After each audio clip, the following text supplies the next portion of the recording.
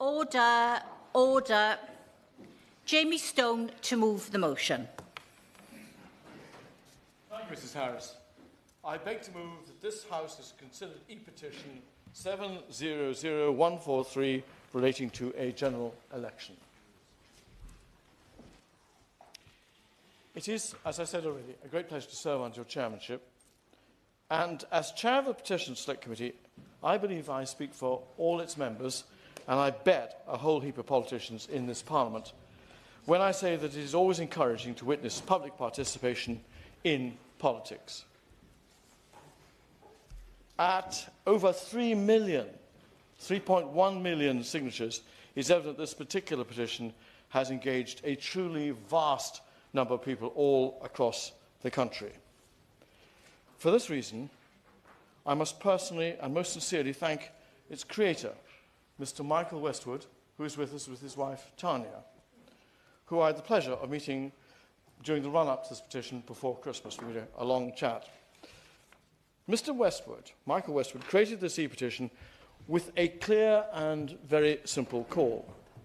Michael Westwood would like there to be another general election on account of the fact that he believes the current Labour government has gone back on the promises they made during the lead-up to the last election, which was held, as we all know, in July 2024. When Michael Westwood and I spoke, Michael explained that his reason for creating this petition came from his personal frustration at the lack of transparency and, indeed, accountability within our election process. He feels that the system does not ensure that the government of the day is made answerable for unfulfilled manifesto promises and poor governments. Put simply, Mr. Westwood believes that it is too easy for political parties, all of us, to mislead the public in order to gain their vote. In the case of our current government, he believes that there is yet no sign of Labour's pledge to kickstart the economy even after 6 months in office. Would the honourable gentleman I will give way to my honourable friend with the greatest pleasure. Thank you very much. With my gratitude. Would my honourable friend agree that while the government has committed to growth, increasing national insurance contributions to the extent that small businesses, the lifeblood of our economy, are having to lay off staff is an odd way to go about it? I thank my honourable friend for her intervention, and indeed that is one particular matter I shall touch on shortly. I'd suggest that on account of the sheer number of signatories to Michael's petition, it's only reasonable to assume that his feelings are similarly held by a great number of people currently living in the UK. But before I go on to explore the technicalities of this request for an election, I do want to address the purpose of petitions and their significance within our political system as we have today in the UK. Let's remember, petitions are first and foremost a mechanism of civic engagement and political expression. As individual politicians, each and every one of us only resides in this place, in this House, at the behest of our constituents. And it is surely paramount that a dialogue is always facilitated between ourselves and with the public. Now, I would say to colleagues, whether we agree or disagree with Mr. Westwood's petition, we should not lose sight of the fact that a petition that garners this much support is surely, I would suggest, the sign of a healthy democracy. The fact that we're here today in this place debating this matter is surely evidence that we live in a democracy where our electorate can express discontent and can demand our attention and know that we will listen to them and take their concerns seriously. Ultimately, I would suggest we work for all those who put their name to this petition. We work for all of them. And I believe that the government should welcome their input as a sign that our representative democracy in the UK is alive and well, which I would suggest is a lot more than can be said for far too many other parts of the world where it is not alive and well at all. But all this said, the petition system that was created to bring Parliament's attention to issues of policy on which there is strong public feeling, it was not ever intended as a mechanism to circumvent parliamentary democracy or change the terms by which it is conducted. Creating a petition is a means of advocacy and participation. A petition is not an autonomous decision-making tool which can act as a substitute for a representative democracy. We need to remember these important principles. But I will give way to my honourable friend. Does my honourable friend agree, however, that the petition allows the public to express their anger and disappointment at the failure of the Labour government to deliver on so many pledges? And appositely, at this moment, when we had sub-zero temperatures across Scotland in the last few days, particularly on the withdrawal of the winter fuel payment, when it had been promised that that would be retained. I do thank, and I correct myself, my right honourable former colleague from the Scottish Parliament, and he makes the point which I will touch on shortly on that very particular issue. I would also like to invite my right honourable colleague to perhaps surmise that things were rather better with petitions in this place than in another place where we once served, but we'll leave that aside for the moment. Can I put it very simply? An election cannot be called as a result of a petition. It simply cannot. It is a fact that on the 4th of July, the Labour Party won a majority and they will remain in office for the duration of their term. That is a fact. Or until, and this is important, or until the Prime Minister seeks permission from the Sovereign to dissolve Parliament at a time of his choosing. That is the way we do things in this country. And let me say furthermore, it is, I think, absolutely intrinsic to the proper functioning of democracy to respect and uphold the democratic mandate the current government holds from the British public. It is, I would assert, a mandate which cannot be overturned by this petition or any other future petition. To do so would fundamentally undermine the existing institutional constitutional mechanisms that empower the public. The British people did have their say in July. They chose the current government, and we must continue to honour that choice. I believe that's a fundamental principle to the way we do things in this country. I most certainly, with pleasure. Honourable gentleman for giving way.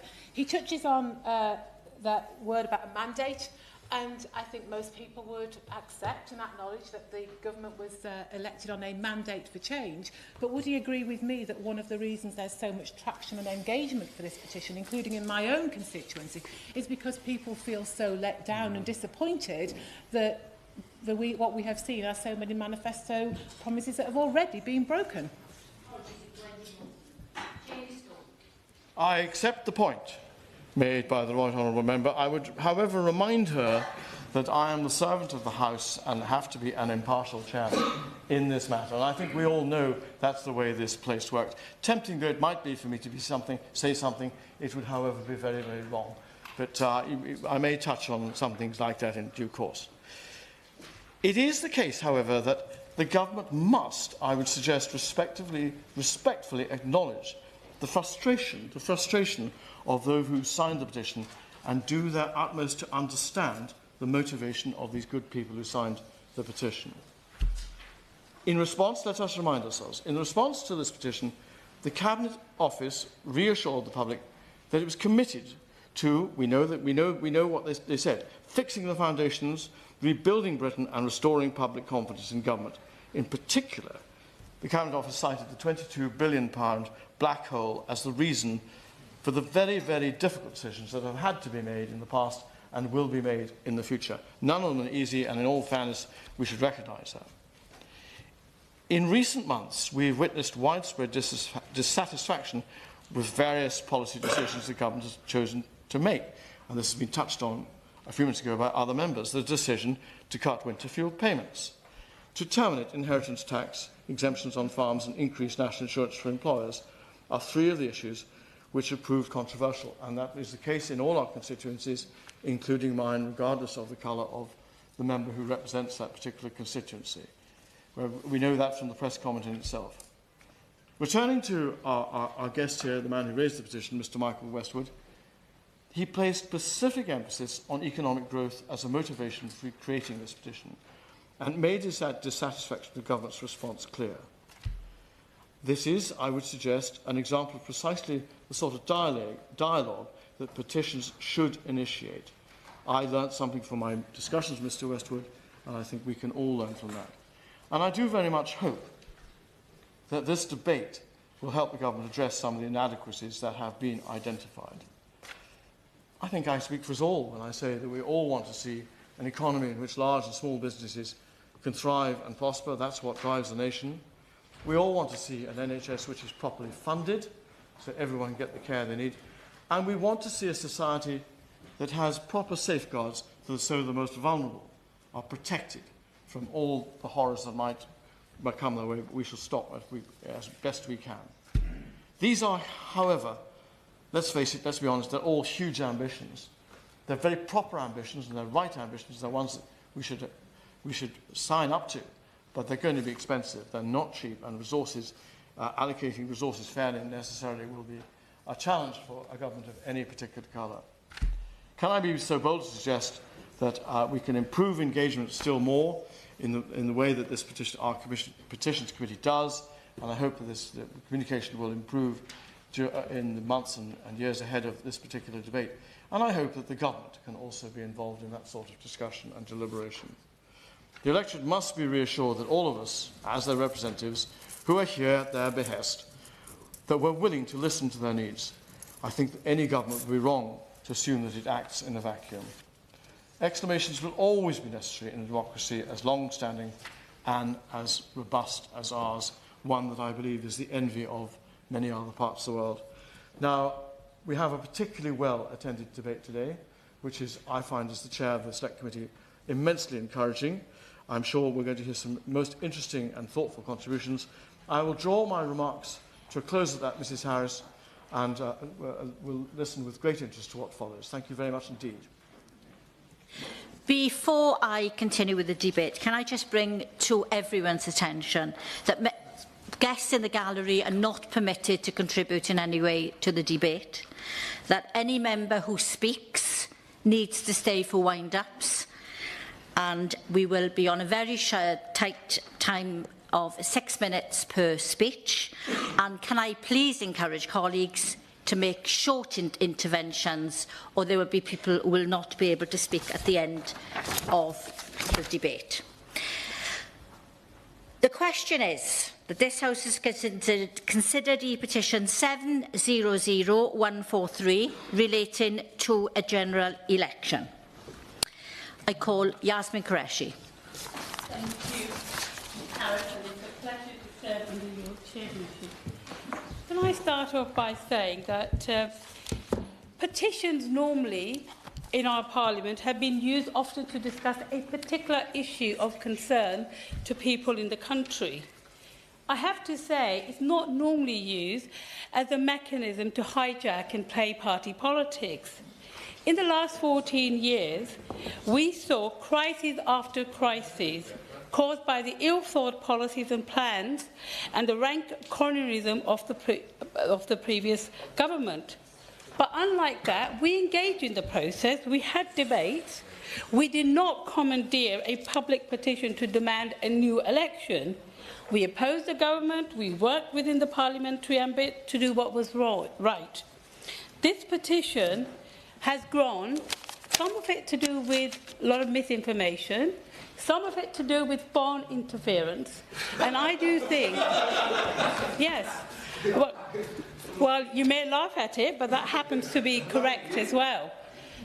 Ms Harris, we found, when we took over the government, I want to make some points and then I'll take intervention.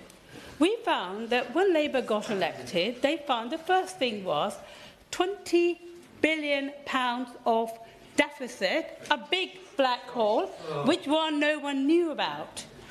So therefore, of course, we had to take decision to actually... Ms Harris, I would... Oh, do you know what? You can try to shout and scream, whatever. I'm not going to give up. So let me speak, please, whoever is making the noises. Right. 20 billion black hole. Obviously, therefore, the government had to take some policies in order to plug that black whole.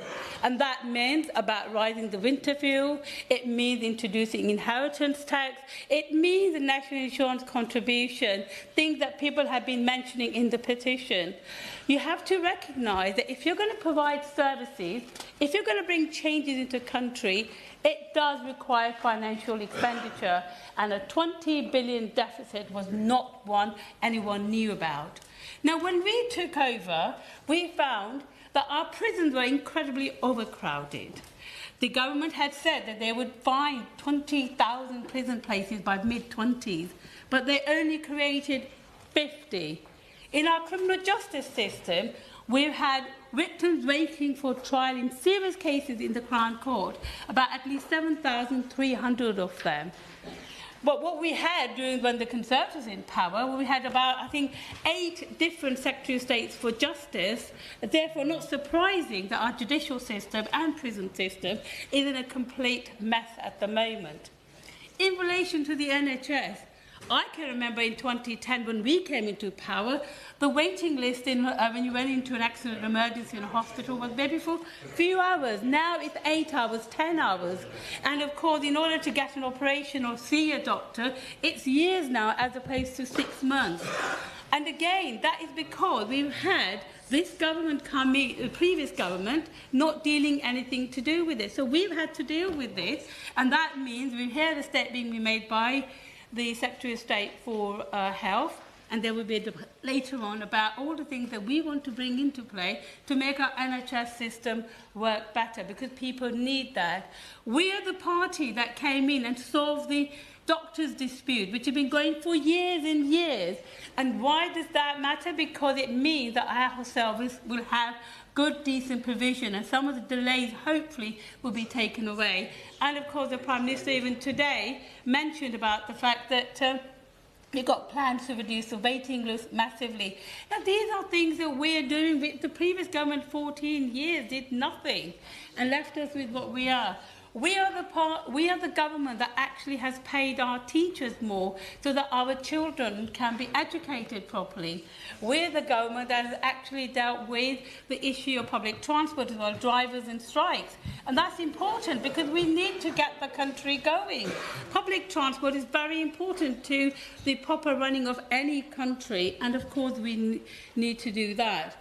Recently, just before Christmas, we announced over £1 billion for people who are homeless and £1 billion or so for potholes as well. All of these things, and it was touched upon the issue of regenerating the economy, these will of course solve the problems of bad roads and of course help people who are homeless and be able to sleep warmly.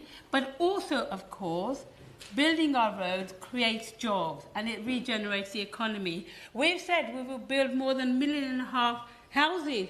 What will that do? That will regenerate our economy as well. Where everybody's talking about, you know, how do we regenerate the economy? The stuff that we're doing on green energy, renewable, that will create loads of jobs as well and regenerate our economy. So all these people, when they kind of, you know, I hear some members here, especially in the opposition, sort of sniggering and laughing about things. Well, you know what? Some of you were MPs for the last 14 years, as I have been as well. You know the failures of your government. So, Ms Harris, I go back on, I mean, in 6 months I can only talk about a few things, but I think there's enough that the Labour Party has been doing, the government has been doing, to ensure not only that our economy is regenerated, but also that many institutions are properly financed, especially our health service, which everyone uses, and it's so important that we look after that. And we are, the Labour Party created the NHS, and we are the party that will always look after and save the NHS. Sir Edward Lee.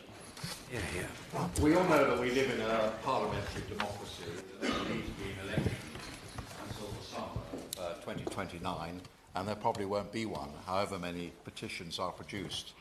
But I think it would be foolish to ignore this petition as an expression of public disappointment and anger.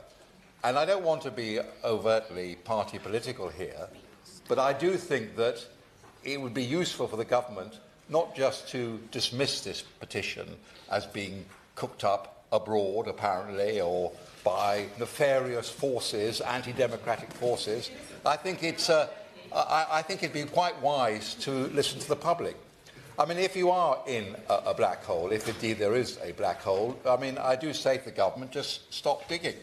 And if you've got to raise money, there are mechanisms such as income tax where I'll give way. Yes, the honourable lady. Yes. Thank you very Rachel much. Gilmore.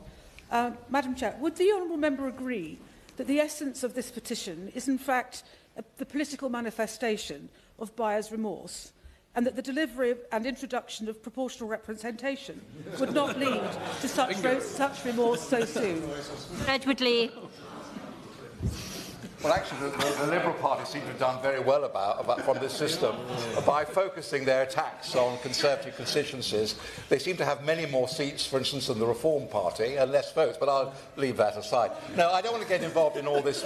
Well, no, I've given away once. I'll conclude my remarks within the time limit. So I think it'd be quite foolish for the government just to ignore this. And I think that, if I may just give some fatherly advice, it's always good to compromise when you're bringing in reforms. For instance, if you were worried about winter fuel payments going to everybody, perhaps you should have cancelled them to higher taxpayers. There would have been very little controversy about that. But when you take a winter fuel allowance from somebody whose total income is only £13,000 a year, that is bound to cause great hardship. Or again, if you're worried about large estates escaping from any inheritance tax, perhaps you should have focused your tax on the very largest estates of more than 1,000 acres, rather than just picking on family farms of 250 acres. Or if you want to rake in more money from national insurance, perhaps you should have absolved, for instance, hospices from those proposals. So I just give that advice to the government. I mean, of course they won't take it,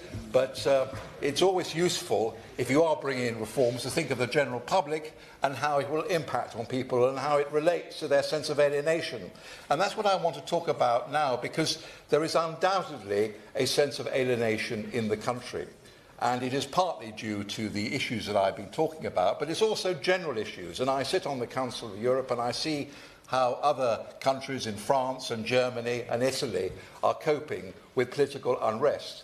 And unless the two major parties actually listen to the public and respond to their concerns, then we will simply see the rise of more and more populism in this country, of far-right and far-left parties.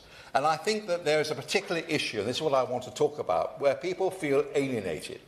They cannot understand how it is in a country like ours that in the last year, something like 35,000 people jump the queue, cross the channel, are put in hotels forever and stay here forever and break the rules. They can't understand why no government, either the previous Conservative government or apparently this government, is actually solving this problem. Now, they're not going to follow us in our Rwanda policy, I know that. But they simply can't talk in easy terms about smashing the gangs when we all know that unless you have an offshoring policy, you're never going to stop people crossing the channel and making us a laughingstock in the world. And another issue that I want to talk about, where people feel very frustrated, is the sheer level of legal migration.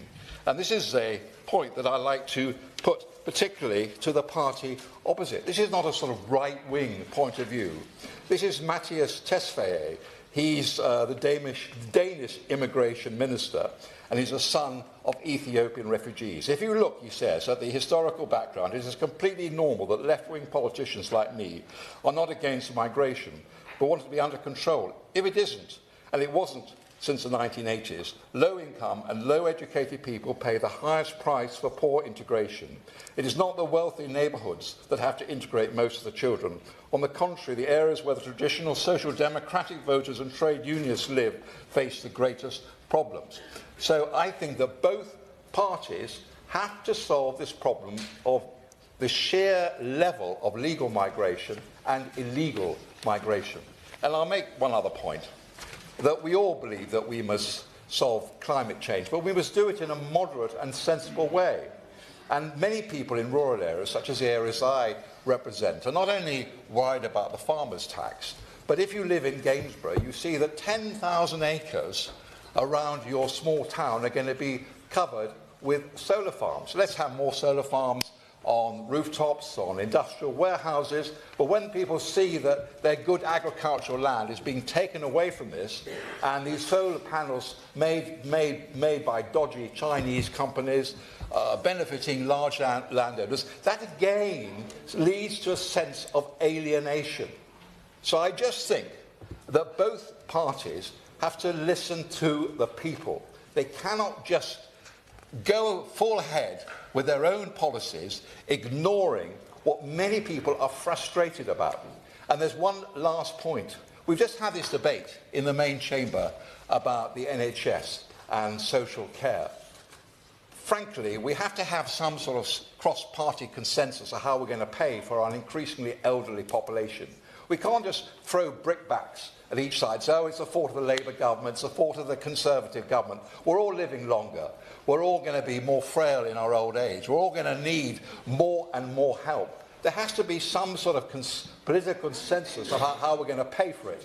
And my own view is we're going to have to pay for it by some form of social insurance. So my advice to the government is that you can ignore this petition. Of course, you will ignore this petition in the sense there won't be a general election, but don't ignore the sense of alienation and frustration that lies behind it. Walker. Mrs Harris, it's a pleasure to serve under your chairmanship. I have the privilege of speaking here today because 6 months ago the country voted for change. The biggest change, in fact, that this Parliament has seen in generations.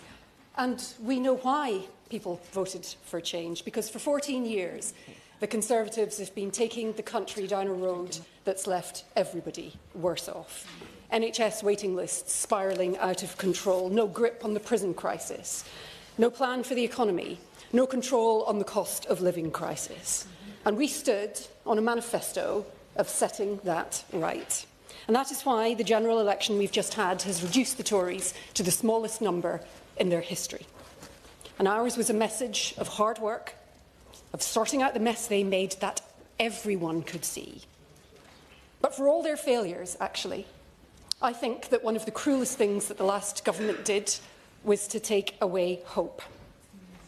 And to take away the belief that things can be changed, not by gimmicks, not by slogans, but by doing the work. And by doing the right thing, I'm going to make some more progress, thank you, but by doing the work and by doing the right thing, even when it's difficult. And I know the frustration that people feel after years of chaos and neglect from their government, from two governments, as a matter of fact, in the case of Scotland. But I would say this to everyone who feels let down by 14 years of broken promises. And it's this. It's what the last government did, lurching from crisis to crisis, from drama to drama, is not the way to make people's lives better. They dodged the difficult decisions, and we're not doing that. It's been just 6 months since we were elected, and we've already increased funding to the NHS, protected the pensions triple lock, invested in housing and delivered the biggest settlement to Scotland in the history of devolution. And we've set a budget that's funded all of this while protecting the pay packets of working people. Our manifesto said that we would stabilise the economy and rebuild public services, and that is what we're doing. The job is far from finished, but we will get there. And to the members opposite, I'd ask what's happened to their party? Because the Tory party we once knew were the biggest winners in Britain's electoral history, but they now sit here, diminished, and looking round, as they always do, for someone else to blame. But of course, blaming the voters is never the right thing to do. And I'm not going to criticise the people who signed this petition, because we all feel the frustration of the last decade and a half of what it's like not to be able to get what you need for yourself and your family. And when they've been let down, I'm going to finish soon, so I'm going to make progress. And when you have been let down so badly, and for so long, people don't forget. They don't forget quickly, and I understand that. But fixing this country isn't a 6-month job. And the members opposite must be honest that it took them longer than that to get us into this mess. So I know that people have had their hope trampled on. But better times do lie ahead. And this Labour government is here to see that we get there. Francois.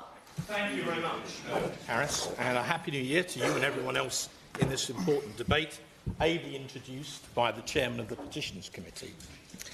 It's an extraordinary thing that we're debating a petition calling for a general election barely 6 months from the previous one. And it's even more extraordinary, it generated over 3 million signatures in just a few weeks. It's also highly noteworthy that of the 650 parliamentary constituencies in the UK, 6 of the top 10, in terms of numbers of signatures, come from the county of Essex, including my own constituency of Rayleigh and Wickford among them at number 8. Yes, I don't see an Essex Labour MP here. Having spoken to my constituencies at their surgeries out and about in my patch and having seen their emails, perhaps I could suggest some reasons why. Firstly, the economy. During the general election campaign, Labour's then Shadow Chancellor gave a major speech in late May on Labour's economic policy, were they to win. In that speech, she famously promised that all of Labour's policies were, I quote, fully costed and fully funded. And she said as a result there'd be no need for any further tax increases if they won in July. Then within 4 months in the budget, the very same person announced a gigantic £40 billion of tax increases on everything from national insurance, inheritance tax, stamp duty, capital gains, farming, landlords, pubs, school fees, and even potentially service widows. Her justification for this, one of the largest tax increases in British peacetime history, was this supposed £22 billion black hole, even though 9 billion of that was caused by a combination of public sector wage increases, including for junior doctors and train drivers, taken after Labour came to office, as the public were all too aware. So Labour's central economic proposition, the need to fix this supposed black hole, was a sham from the start. That's why it's never been taken on by the public, who saw right through it right from the start. Then the winter fuel allowance. They gave the same justification for withdrawing that from up to 10 million pensioners. That was an option long favoured by Treasury mandarins, which Labour often accused us of being willing to implement, although we never did. It was a Labour Chancellor that eventually did it, supposedly to save £1.5 billion in a full year. However, such has been the subsequent shift among pensioners to sign up for pension credit, largely in order to keep getting the allowance, that a large part of that 1.5 billion has already effectively disappeared and could be negated entirely, thus proving to be a total own goal, not just morally, but financially as well. My neighbour and colleague, the member for Castle Point, reports over 20,000 pensioners have had their winter fuel allowance withdrawn in her constituency, and as she puts it, they and their families are furious with Labour. Then we have Labour's so-called plans for devolution, as outlined in the White Paper before Christmas. In Essex, this would replace a two-tier system of local government with another two-tier system of local government instead, but one which would take decisions even further away from local people. It's a Trojan horse designed to concrete over our green belt and based largely, if you read the White Paper, on Sadiq Khan's systems in Essex. Well, I can tell you the last thing we want in Essex is another Sadiq Khan. And then the small boats, and there's great frustration about it. Labour promised to smash the gangs. That was their slogan. And that's what it was. It's a slogan, not a policy. And the smuggling gangs remain decidedly unsmashed. Instead, without any credible deterrent, the small boats keep coming. They're up by a third since Labour took office, while Labour clearly have no plan whatsoever. So they're going to keep coming while the government looks on. So many of Labour's plans were based on economic growth. From us, they inherited the fastest growing economy in the G7. It was, and it's now flatlining. It's flatlining under Labour. That's why we had the 5 missions, now the 6 milestones. So we'll have the 7 wonders of the world. You cannot increase growth by whacking up taxes across the entire British economy. So in summary, Ms Harris, of the 7,287 people in my Rayleigh and Wickford constituency who signed the petition, we can't know why every one of them signed up, Perhaps it's because they were enraged that Labour promised no new tax increases, then put them up by 40 billion quid. Perhaps it was they were among the 10 million pensioners, up to 10 million, who've had their winter fuel allowance taken away by the Chancellor. Perhaps they're part of the 3.8 million waspy women led up the garden path by Labour for the PM downwards prior to the general election and then dumped unceremoniously thereafter. Perhaps it's because they believe Labour's promises to smash the gangs, only to see arrivals increase by a third since Labour took office. Or now, perhaps they just realised that when Labour promised change, what they really meant was more taxes, more bureaucracy and even more boats. Whatever it was, we now have a Labour government which, by breaking so many of its promises so early to those that elected them, has already all but surrendered its moral right to govern. The British people, they want change, all right. They want a change from Labour, and the sooner the better. Can I remind members that the list is here, but if you do not stand, I will not call you. Alistair Stratton. Thank you, Mrs Harris. It's a real pleasure to serve under your chairship again. And it's a real privilege to serve here as MP for my constituency. Over 6 months ago, I had the privilege of being elected to represent the towns and villages I live in again. There is really no greater privilege of being an MP and getting to champion the representation and change that politics, when done right, can deliver. And it's in that spirit that I'd like to thank the petition organiser and all those who engaged in this petition in good faith. I'm sure he and many of those here today did, for bringing this matter to our attention today and for instilling the level of interest that this debate has doubtless generated outside of this place. There is, I'm sure, a great deal that he and me would disagree about, and I'm sure that will be true in 5 years' time as true as it is now. But I think we probably both agree that for far too long, far too many politicians have taken our electorates for granted and have let people down. And that is something none of us, whatever political party we're here to represent today, should allow to continue any further. Because while it's not the first time I've been elected to serve my community, it's felt like a time for me where the stakes couldn't be higher. Throughout the election, I heard some truly heartbreaking stories. People whose health had been allowed to deteriorate to breaking point by a health service that just wasn't there for them anymore when they needed it. Families whose lives had been squeezed and narrowed beyond all recognition by cost of living pressures that simply weren't of their making. And far too many people who'd lost faith in the very basic ability of the state to do the simple things right, keeping our borders secure, fixing our roads and showing people that politics can be a force for good.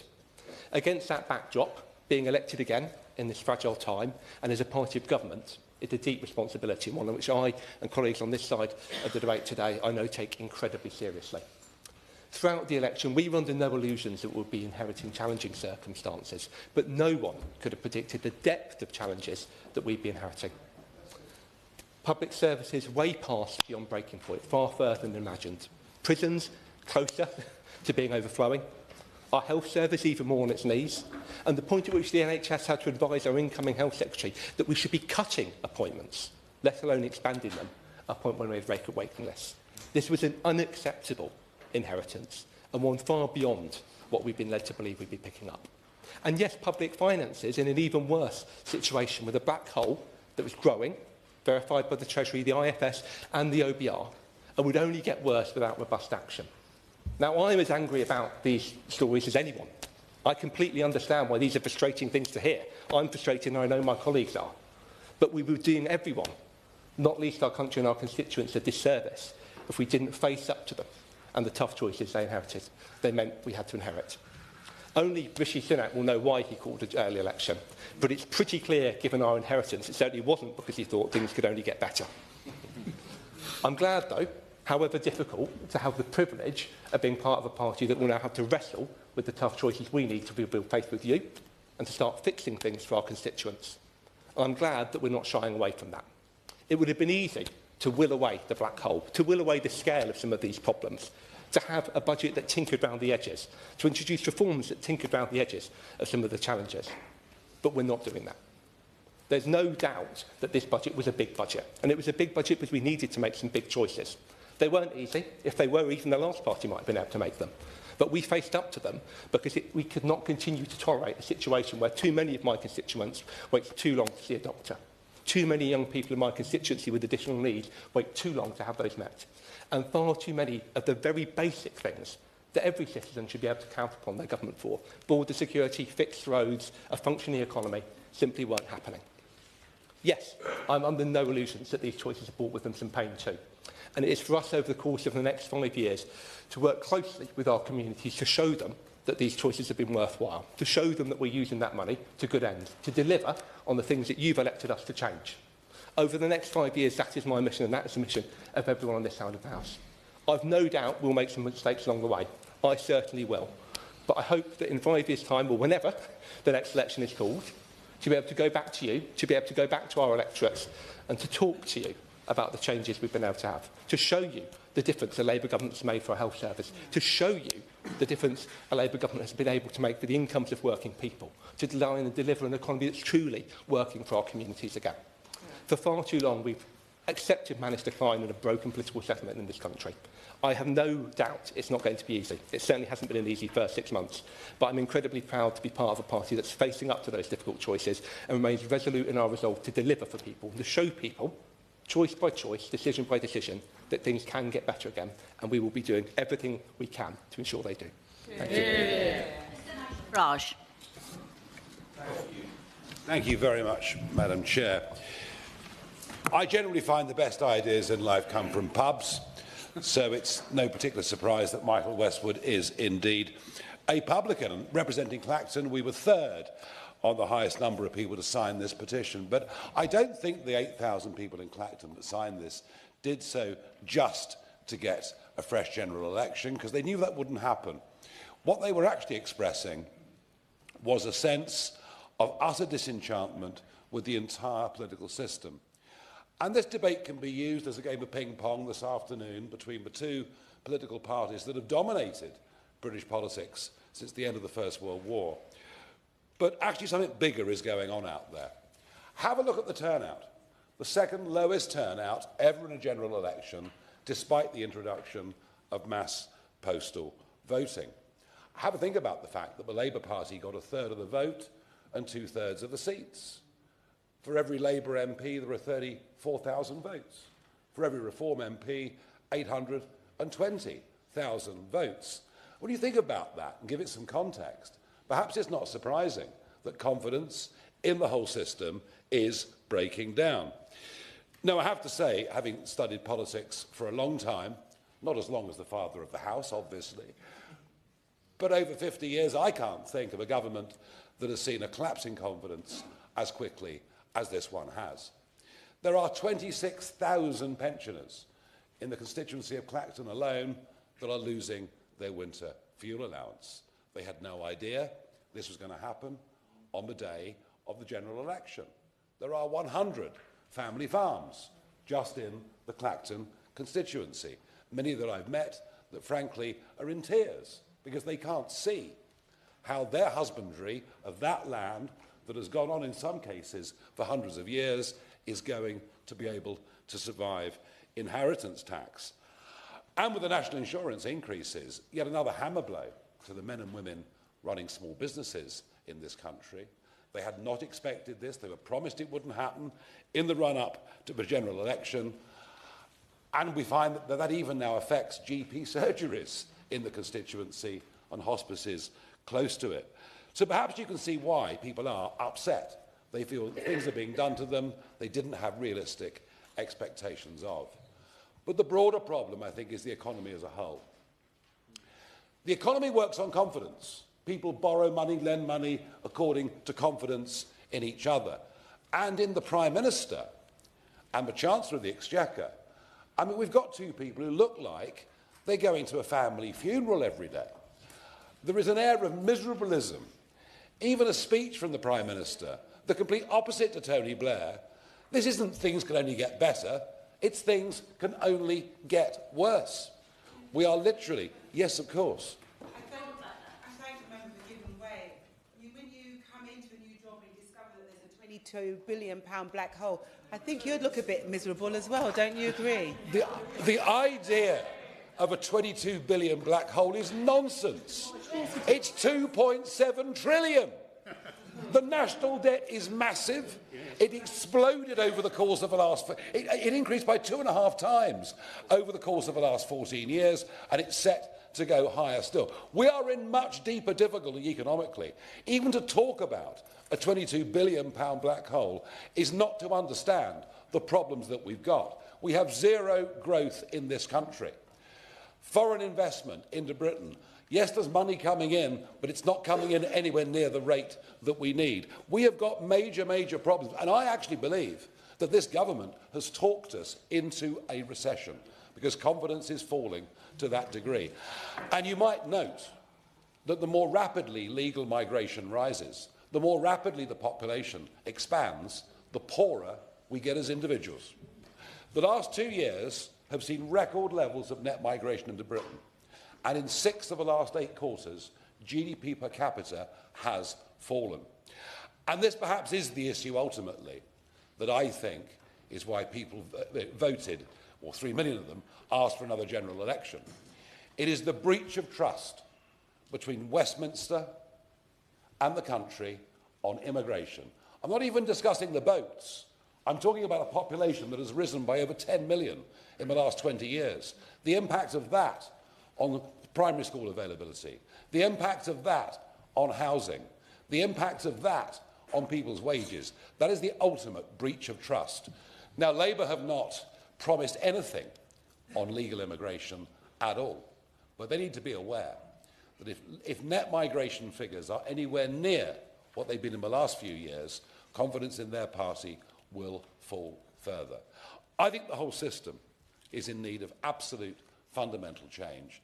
And I suspect that this is just a symptom, frankly, is a symptom of a much bigger cry for a different kind of politics in the United Kingdom.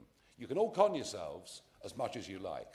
The old two-party system is breaking up before our eyes, and the next general election is going to see a very, very different Parliament. Thank you. Ferguson. Thank you, Mrs. Harris. It is a pleasure to serve under your chairmanship. It's been an interesting debate so far, and like others, I thank those who signed this petition, those who came up with this petition. But ultimately, I believe this is a petition based on a false premise. The idea that you can kickstart economic growth within a single quarter of a new government after 14 years of a previous government. But not only that, we always talk about 14 years on this side. They don't really want to hear it on that side, and I dare say some Lib Dems don't want to hear it either. But in places like mine, it wasn't 14 years, because the global financial crisis was in 2018, so that's actually 16 years, 2 of which, regrettably, were under a Labour government. And in my community in the North East, in 2007, a year before that, people were queuing up on Northumberland Street in Newcastle to take cash out of cash points from Northern Rock, because Northern Rock was going bust. Our economy has not been functioning the way the people in this country would expect it to for the best part of 2 decades. And the idea that we can turn around 17+ years of failure in less than 17 weeks, I'm afraid, is for the birds. But I'm not surprised. I'm not surprised we're here discussing this today, because there is clearly a great well of discontent. But this petition, as I said, was cheered on by politicians, some of those who are opposite today, who lost a free and fair election, fair and square. And that was then amplified by a foreign billionaire, and I know people don't want to hear about foreign interference, but that is a fact, who used his platform and his algorithm to exacerbate this petition to the point where we are here, where we are today. Absolutely. So 4,000 people signed this petition, just over 4,000 people signed this petition in my constituency, Gateshead Central and Wickham. I'm not surprised that 4,000 people signed it. But 18,000 people plus voted for me and for the Labour Party on the 4th of July, just over 6 months ago. And I will not allow what effectively amounts to an online vote exacerbated by Twitter to overrule the votes of more than 18,000 people and everyone else who took part in that election on the basis of nothing more than that. Because we had a free and fair election in this country where every eligible adult was allowed to take part. And those who wanted to vote, voted. And the result of that vote was a majority for the Labour Party. And that is the way that we are going to govern. But we're going to govern for the majority of people in this country, whether they voted for us or not. Now, I know what I meant to say here, because the other side of the debate are going to say that Labour has misled people, that Labour has broken promises. And what I meant to say is, I meant to play my part, and I meant to reel off the litany of broken promises from the previous government. But do you know what? Do you know what? I'm not going to do that. I'm not going to. No, I'm not. No, but there's a very serious point to be made here, because in British politics, the standard used to be that we would disagree with each other, that we would make our points, and the other side would agree or disagree on the basis of those arguments. But that's not how British politics works now, and I'm very sad to say that. The way that British politics works now is that one side makes their arguments and the other side sows distrust in those arguments. They say that we're all liars. If we're all liars, I'm a liar. They say that I'm a liar. They say that you're a liar. They say that we're all liars. And they say that on that basis, no one should trust any of them. Well, I'm not going to do that, because I believe that the vast majority of members of Parliament are honourable and respectful people. I believe, I won't have this lie that members of Parliament are disconnected from their communities. In my 6 months as a Member of Parliament, I have never felt more connected with my community. I have never spoken to more of my neighbours. I've never been more engaged with the business of politics and the business of my community. And I believe that that is the same regardless across this House. And I genuinely have great disagreements with many of those who've spoken in this debate today. But I am not going to play this game of sowing distrust, because ultimately that damages our democracy, it damages our politics, and it damages the British people. So instead, I'm going to talk about the promises that Labour has kept. I'm going to talk about the New Deal for working people that will make a radical change to the rights of people at work in this country. People like those in my constituency of Gateshead Central and Wickham. The changes that are being made on energy to make us an energy-independent country. Planning reforms and building houses so that my son and that all of your children and grandchildren will have the homes they need to live in. Bringing the railways back into public ownership so that they function for our benefit once again. And a budget that we had last year that invests in public services rather than cutting them. Disagree with that if you will, but do not use it to sow distrust. Let us have political arguments in this country. Because this, the way we do things at the moment, this is not who we are, this is not the way we do things, and this is not what a good democracy looks like. Let us be better. Yeah. Lamont. I also pay tribute to the Honourable Member for Caithness, Sutherland and Easter Ross for moving the motion so well on behalf of the Petitions Committee, of which I am a member. Mrs Harris, most new governments come into power with positive plans to get things done quickly. They're often defined by early successes in their first 100 days in office, and they move fast to deliver on election promises. But this Labour government is not normal. There's been no positivity. Everything has been doom and gloom. In their first few 100 days in office, they've lurched from one disaster to another, and they've broken just about every promise they made before the election. Let's just look at some of the promises they have shattered to pieces. Labour promised not to increase national insurance. Broken. Labour promised not to raise taxes on farmers. Broken. Labour promised not to scrap the winter fuel payment. Broken. Labour promised to compensate WASPy women. Broken. Labour promised to protect single-sex spaces. Broken. Labour promised no cliff edge in the North Sea oil and gas sector. Broken. Labour promised to cut energy bills. Broken. Labour promised £150 million war chest for the Scotland office. Broken. Now, wherever anyone stands on any of the individual policy issues, there is no doubt this Labour government has not kept its word. They've broken promises to voters that they made not once, not twice, but hundreds of times. In Scotland, their broken promises are letting the SNP off the hook. The Nationalists are benefiting because this disastrous Labour government is not delivering and sticking to anything that was promised pre-election. UK Labour are driving Scottish Labour into a ditch, and nobody in Scottish Labour has the backbone to stand up to them.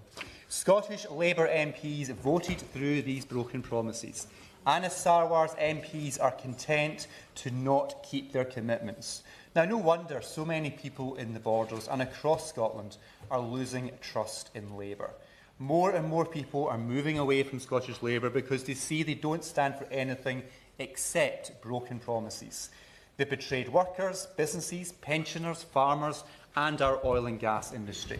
They've broken their word on tax, on women's rights, on social security and energy bills. Anna Sarwar must be terrified of who this Labour government is going to hit next. Only the Scottish Conservatives are now standing up to the SNP and taking on the Nationalists. Under our new leader, Russell Finlay, we're reaching out to all those people who Labour have left behind. Everyone who feels disillusioned by Labour's empty, broken promises in spite of change. Everyone who feels disconnected from what happens at Holyrood under the SNP and now what happens here under Labour. Everyone who wants politicians to show some common sense for a change. Labour won't represent those people, but the Conservatives will. Thank you. Jim Dixon. Mrs Harris, and can I say it's a pleasure to serve under your chairship, and I'm very pleased at the opportunity to speak in this debate on the petition relating to a general election. And I'd like to thank very much those who are behind the petition and are here to listen to the debate on their petition this afternoon. And I know from the emails that I've had from residents in Dartford who have signed the petition that they have real concerns about some of the tough decisions that the new government has had to make. And I absolutely hear what they're saying to us. It's also, I think, as others have said, a sign that many people across this country have seen their faith that politics can bring positive change diminish altogether. And I think that is extremely unfortunate, and we need to rebuild that faith. It's hard to argue that they're wrong in that faith, given the legacy of 14 years of government under the party opposite. The basics of government went uncompleted, especially over the last decade. Far too little infrastructure was built, and a coach and horses was driven through both public services and the public finances, leaving them both in dire straits. In the constituency of Dartford that I represent, the plan for a new Lower Thames crossing, first proposed by the last Labour government in 2009, saw far too little progress and still isn't built, leaving residents in my constituency facing growing levels of traffic chaos. The current crossing operates continually over capacity, struggling daily with 50,000 vehicles on top of the capacity for which it was designed. Yet, as far as residents in Dartford can see, nothing has been done to make their lives better. I think it's instructive that some in this room even believe that the £22 billion black hole that we identified on assuming office is an underestimate of the problem that our new government faces in terms of public finances. But I would urge them to consider honestly, the members opposite, if they can really defend the record of the last government, a decade of growing NHS waiting lists even before the pandemic and stagnating living standards. The last government, in my view, never saw a crisis they couldn't make worse. Take an asylum system that was broken. They passed a law that stopped processing applications, leaving thousands in permanent limbo and with only the vague hope that the £700 million Rwanda scheme would fix anything. On NHS waiting lists, which they pledged to bring down, so we're talking about broken promises, we heard many times that the NHS waiting lists would be brought down. Instead, they grew and grew with no resolution to the strikes that were making them worse. And on housing, they set a target of 300,000 new homes a year. Yet, in a desperate attempt to appease their backbenchers, they made changes to the national policy planning guidance that have led to the supply of homes falling through the floor. Is it any wonder that people have doubts about the ability of any government and us as elected members of this place to deliver positive change for their lives? Yet, like other members who have spoken, I do remain hopeful. Yes, democracy can seem slow, and yes, change can seem incremental, but I have faith in this government to deliver the change our country needs and prove that people's votes at the ballot box can lead to better lives across our country. We set out in our manifesto that was intended to be for the full length of this Parliament. Let's not forget that. Our plans and our plans announced in the recently enunciated plan for change, that we will make change for this country. We will, unlike the last government, build the homes that families across this country so desperately need. And in Ebbsfleet, in my constituency, a further 10,000 homes are planned over the next decade.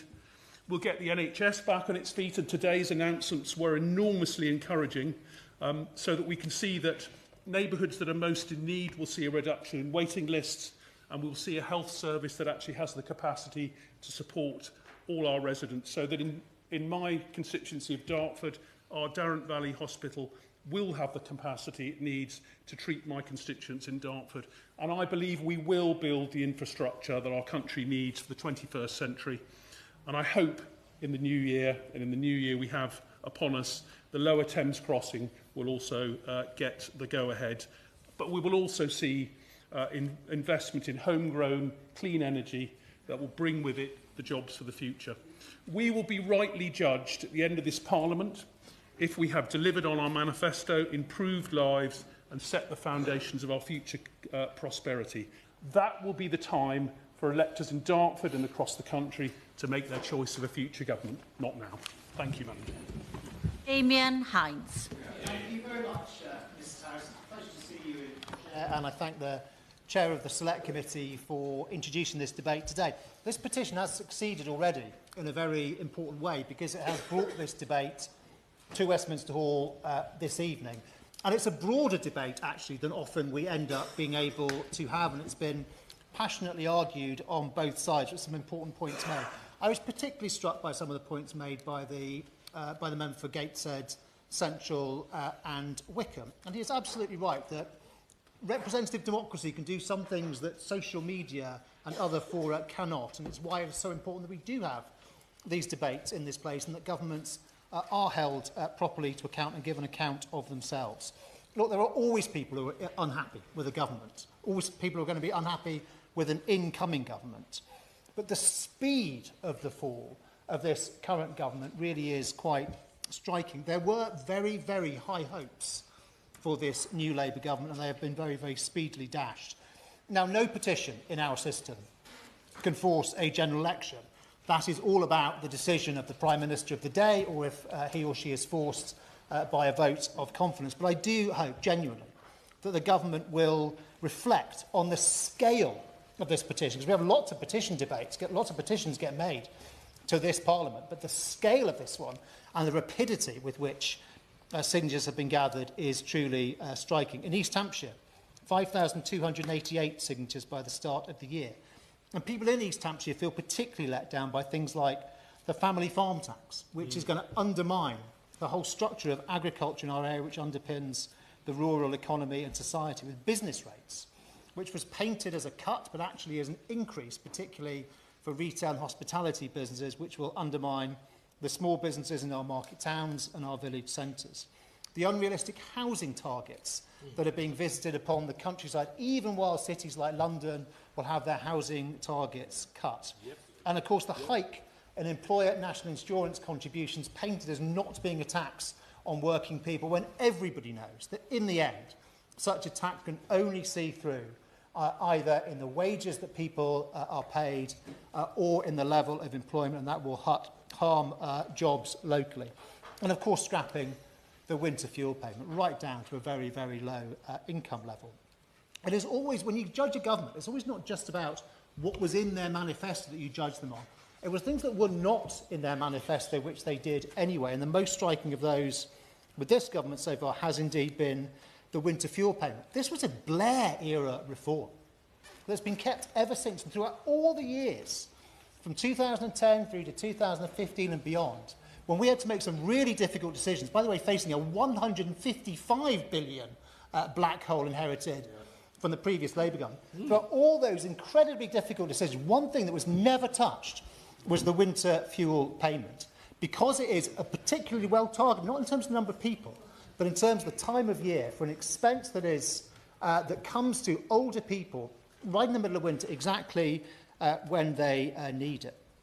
And in the budget, we heard for weeks from the Chancellor about the importance of economic growth. And it was something I think everyone on our side, we all agreed with. It was fantastic to hear.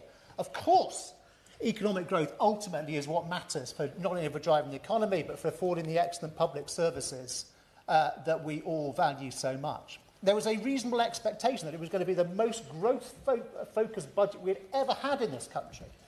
And so a huge disappointment then when there were no major growth-driving measures in the budget at all. And in fact, the budget saw the forecast for growth actually fall. And everything this government has done has been continually focused on this supposed £22 billion black hole, which is itself, by the way, a mix of one-off items and recurring items, so can't be considered a single figure at all.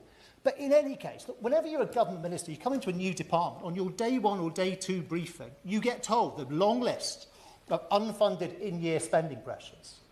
That's not a black hole. It's a management challenge. It's what you have to deal with. It is what you have to deal with as a government minister in any department or at a macro level at the Treasury. And you make choices about how you do it, and you'll be held to account for those choices. Now, even in this 24-hour media and social media age, government is still not actually a popularity contest. And most governments will look over a 4 or 5 year period and they will try to do the unpopular things in year one, the difficult things, in the hope and expectation that they will yield positive results later. The difference this time around is when we look at what this government has done in year one, it is difficult to see how that is going to yield great results further down the line. I talked at the start about high hopes being dashed. I think actually that would certainly be true not only for members of the public, but for Labour activists and indeed for Labour MPs. I think there had been a belief that just by being a Labour government, things would improve. And I wonder if, when they look back, they might regret adopting that as their anthem. Things can only get better. It isn't true. It is all about the decisions that you make. And I hope this government, reflecting on this petition and this petition debate, will take the opportunity to rethink some of it. Yeah. Thank you, Madam Chair, and it's a pleasure to serve under your chairship. As far as the petition before us is concerned, I'll make the obvious point which other members have made before me. We had a general election 6 months ago and the nation spoke. It delivered a landslide victory for my party, the Labour Party. We made it perfectly clear before, during and after the election as to the scale of the task at hand after 14 years of Tory failure. No one said it was going to be easy. No quick fixes were offered. We're not a government of populist, easy soundbites with no real solutions. We made it very clear that such was the scale of national renewal required right across the UK, that our government's missions would require years, not weeks or months. But this government has demonstrated already its determination to take the hard decisions to stabilise our economy and begin the process of growth and renewal. Today is a prime example. Others want to pander to populist nonsense at the start of a new year. Worse still, echo dangerous foreign influences. This government, my Labour government, and my Prime Minister today, at the start of a new year, instead is setting out how we'll reform the NHS from top to bottom and drive down waiting times, whilst others want to promote the frankly risible suggestion that we should have another general election just because they don't like and can't respect the outcome from just 6 months ago. In my constituency of Western Bartonshire, in July we elected a Labour MP and therefore helped elect a Labour government for the first time since 2010, with 48.8% of the vote. That's a very clear mandate. We don't grant a rerun just because some people don't like the result. No, we'll go on with our plan for change, and in doing so demonstrate that the truth matters, and also that democracy and defending democracy matters. In July, Scotland and Western Bartonshire voted for change. The work to deliver that change and honour our election promises is, in fact, already happening. Our first historic budget delivered the largest settlement to Scotland in the history of devolution, with £5 billion extra for the Scottish Government to spend in vital services. Labour's budget marks an end of austerity and provides the funding required for our NHS, our schools and public services in Scotland to reduce hospital waiting lists and provide fair funding to local councils. The work to deliver the GB Energy Company has started at pace, and it will be headquartered in Scotland, delivering energy security, lowering bills, good jobs and climate action. One of my biggest promises to the people of West Dunbartonshire was to help introduce day one employment rights, to increase the national living wage and make work pay, and we're delivering. And we're delivering a pay rise for over 3 million of the lowest paid workers across the UK, £1,400 pay boost for full-time workers. Our Labour government delivered the funding required for the regeneration of the town centres in my constituency and in my communities, the investment required to transform Dumbarton and the £20 million required for Clydebank Town Centre. There is plenty of more work to do. West Dunbartonshire, Scotland and the UK's best days lie ahead of us. This is not a serious proposition before us today, but what we do have now is a serious government, determined to get on with the business of delivering change. And in our Prime Minister, and I hope I'll get this quote correct, not only is he a hero who makes us look cool, he is, more importantly, the Prime Minister who will see us through this decade of renewal and deliver the change that the UK voted for. Thank you, Madam Chair. Yeah. Sir John Whittingdale. Thank you, Mrs Harris. It's a pleasure to serve under your chairmanship, and I'd also like to thank the Chair of the Petition Committee for introducing the debate, and through him Mr Michael Westwood, who has given us an opportunity to debate these matters. I am proud to rise to speak on behalf of the constituents of Malden, 8,057 of whom had signed the petition by the time of the start of this debate. It's probably increased even further since then. We are the second highest constituency, beaten only by the electors of my honourable friend, the member for Brentwood and Ongar, who I'm sure would be here as well were he not serving on the front bench. I have to say that I share the sentiments behind the petition in full, but as has already been pointed out, clearly under our system, the ability to have another general election does not exist unless there is a remarkable change in the view of either the Prime Minister or of Parliament.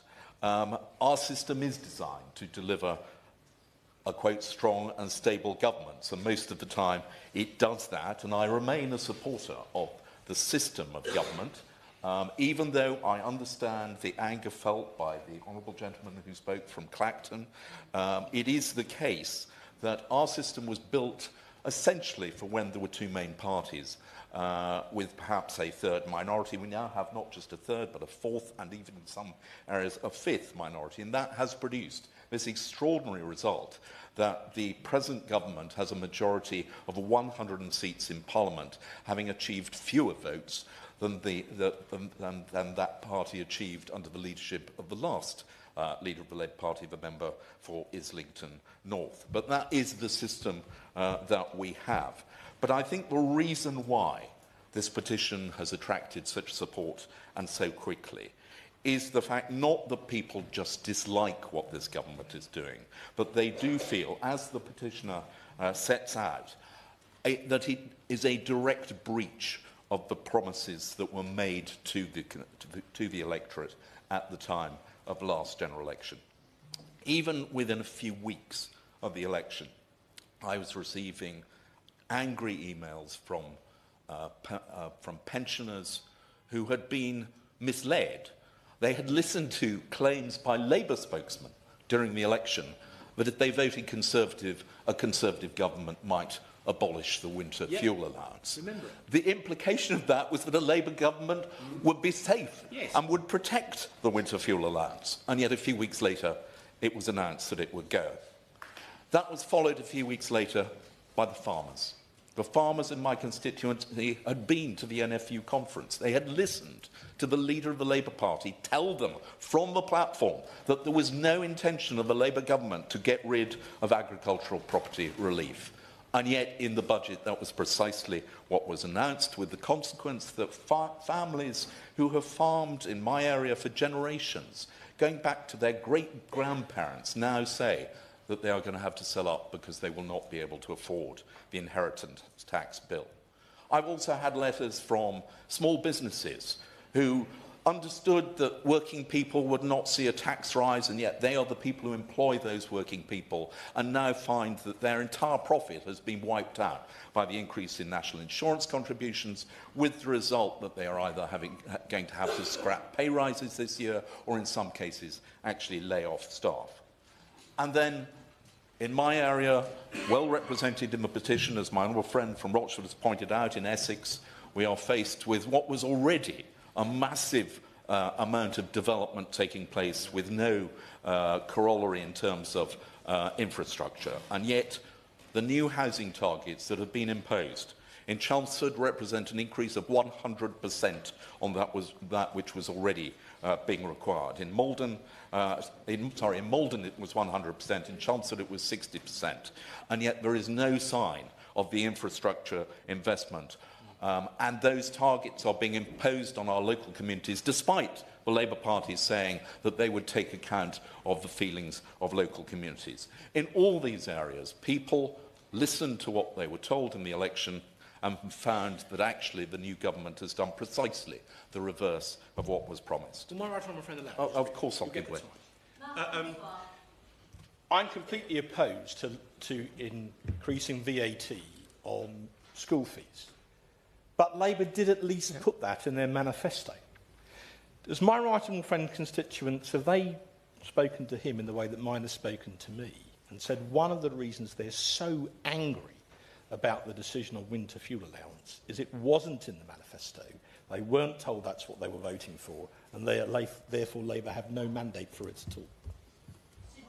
I entirely sympathise with the point made by my right on for a friend, and it is the case that winter fuel was a very direct breach of an undertaking given. But even VAT on schools, which he correctly says was actually in the Labour Party manifesto, but it was said that the money that was to be raised, if there is indeed any money, which I think a number of us doubt, but that would be invested in employing teachers and go into schools. And yet we have now heard in the last few days that there is no guarantee of that at all. It will just go into the Treasury. And the assurances that were given about how this would benefit state pupils have proved, again, worthless.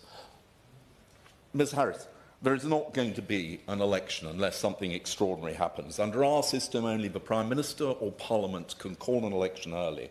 And if we look back, I suspect the Leader of the House is the only other one here who can remember when the Labour government was brought down in a vote of confidence in 1979. I think with a majority of 170, that is probably unlikely to happen. Prime Ministers who have called elections earlier than 5 years that has not always been a wise decision, as indeed was certainly the case in 2017 and indeed arguably in 2024. So the truth is, we are likely to have this government in power for probably the next 5 years, but I believe it is unlikely to be longer. We will use that time to regain the trust. The new leader of the Conservative Party is right, that we have work to do. We didn't get everything right. Indeed, we made some bad mistakes, and we need to learn from that. And just as the Conservative Party did in 1974 and in 1997, we reflected on the reasons why we lost, and we worked hard to regain trust. But in the meantime, of that 5 years, we also have a job to do to hold this government to account. And I echo the remarks of the Father of the House.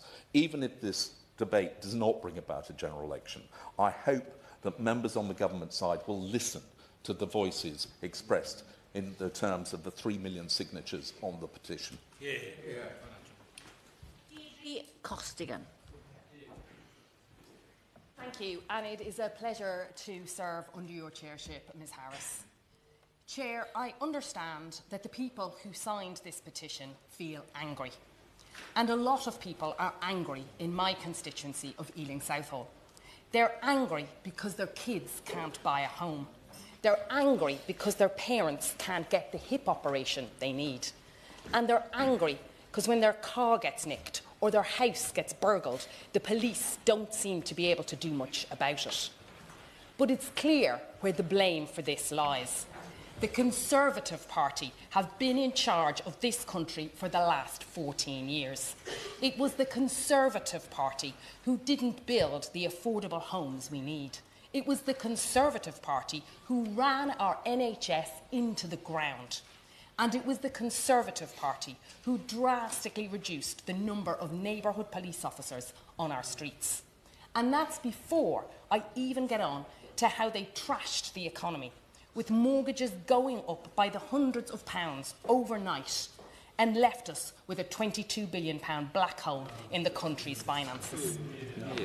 I understand it's easy to get distracted, to start blaming other people for the mess the country was left in. But this just lets the Conservatives off the hook for the damage they've done to our public services and to our economy. Now, because we live in a democracy, on the 4th of July, people were asked to decide what they wanted through the ballot box. And they said they wanted change. They wanted a break with 14 years of Conservative chaos. Now, I understand that people might want that change to happen fast. They might want a quick fix. If only we could wipe away all of the damage of those 14 years of Conservative misrule in an instant, or even in a few months. But life doesn't work like that. Change takes a serious plan. It takes hard graft, and it takes time. So that's why this Labour government has launched our plan for change. It sets out what we're going to do to fix the NHS, to put police back on our streets, and to build the affordable homes we need. And the budget last year was the first step in how we stabilise our broken economy so that we can pay for it all without increasing taxes on working people. But most importantly, our plan for change gives people the tools to be able to check in 4 years' time at the next election whether we've delivered what we promised. People will be able to check if waiting lists have gone down, if there are more neighbourhood police, and if it's easier for their kids to get on the housing ladder. They'll be able to check if their local school has a free breakfast club, if there are more qualified teachers, and if their energy bills are based on cheaper homegrown energy instead of rocketing up every time Putin sneezes. Chair, what would Brenda from Bristol say about this petition's call for a general election? I think she'd say, not another one. And I think she'd rightly say, we should stop wasting our time debating pointless motions and get back to the hard work this Labour government is doing of fixing the damage the Conservatives have done to our economy and to our public services. Thank you. Well done. Thanks. Thank you, Ms. Harris. And I would like to begin by congratulating the organiser of this petition, my constituent in Kingstonford and South Staffordshire, Michael Westwood. The Honourable Lady for Bolton, South and Walkden suggested that this petition was motivated by political partisanship. She seemed to suggest that it was the result of foreign interference. As far as I know, Mr Westwood is not and has never been a member of any political party. I'm very happy to give way. Yasmin Qureshi. What I said was misinformation, as well as foreign interference, as well as criticising. So it's three things I mentioned, not just one. Mike Good. Well, I mean, I'm not sure that that's entirely helped her case. There's certainly no reason to imagine that Mr Westwood was in any way influenced by any foreign state or other foreign actor. What he is the owner of a small business in just a moment in the Black Country, who has seen the impact of Labour's broken promises it's already having on his businesses and businesses like his, and on the wider economy. So I think the Honourable Lady really does owe Mr Westwood an apology, which I hope she will deliver in private after this debate. But if she wishes to deliver it in public during the debate, I'll of course give way. Thank you very much. At no time did I say the individual constituent was being influenced by foreign. No, I did not say that. What I said is that the petition on its own, as it's sold, has been motivated by a number of factors, but not at any time did I attribute anything to the individual constituent of yours. Thank you, Ms Qureshi. I think your point has been made and noted. Yes, I think the words speak for themselves. Mr Westwood is literally sitting there, having brought the petition forwards, having gained those 3 million signatures, the signatures that reflect the strength of public dissatisfaction, frustration and betrayal with this Labour government's failure to uphold the promises it made during the election campaign. Political parties are elected based on manifestos that outline their vision, their commitments to the public. When those promises are not fulfilled, or worse, are abandoned, then trust between the electorate and the government erodes. Voters invest not only their votes, but also their hopes for the future in the government they elect. Where those promises are broken, as they so clearly have been here, where those hopes are dashed by the government going back on that platform on which they were so recently elected, then people have every right to feel betrayed. They feel betrayed by a government that categorically promised to not increase national insurance contributions, but within months had hiked that very tax, threatening wage growth for workers and hammering small businesses in particular. They feel betrayed by a Prime Minister who challenged his predecessor at PMQs to rule out restricting winter fuel payments, but within weeks of entering Downing Street, he took those same payments away from 90% of pensioners. They feel betrayed by a government that promised to not change agricultural property relief, but then scaled back that relief, putting family farms, many of which have been farmed for generations, at risk. And they feel betrayed by a government that promised to deliver the fastest growing economy in the G7, but that took an economy that was actually growing faster than other countries in the G7 and turned it into one with no growth at all. The Labour Party knew full well what the situation was before the election, yet they cynically chose not to make their unpopular plans public. They waited until they were in power.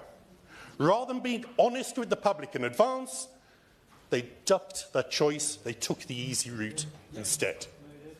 Now, few people will imagine that this petition or this debate might lead to an early election.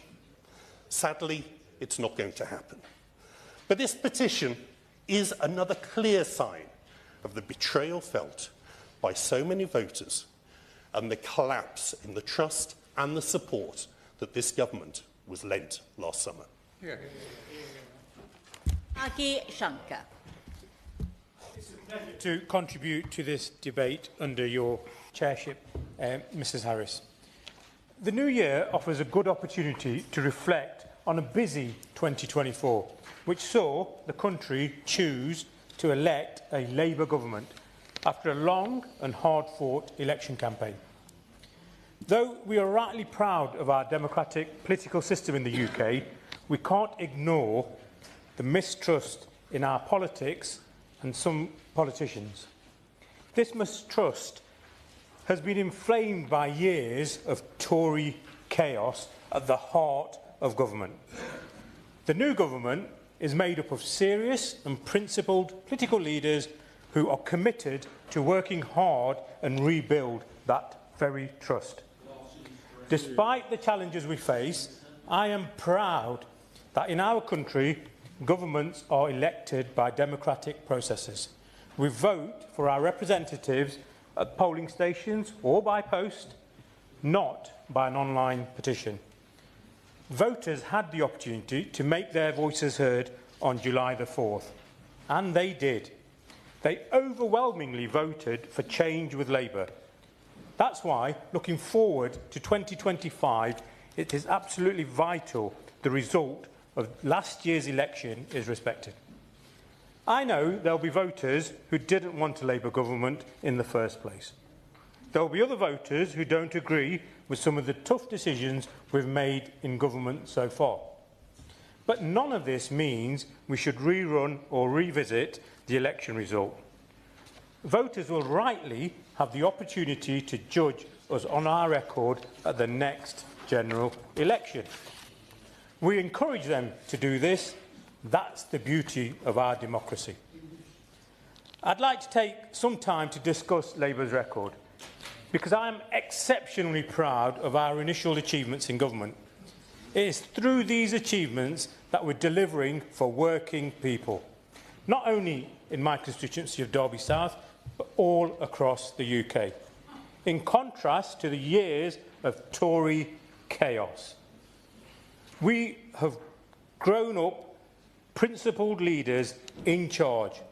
This means that across government we're working hard to rebuild our economy, which the Tories broke, and the public services which they absolutely decimated.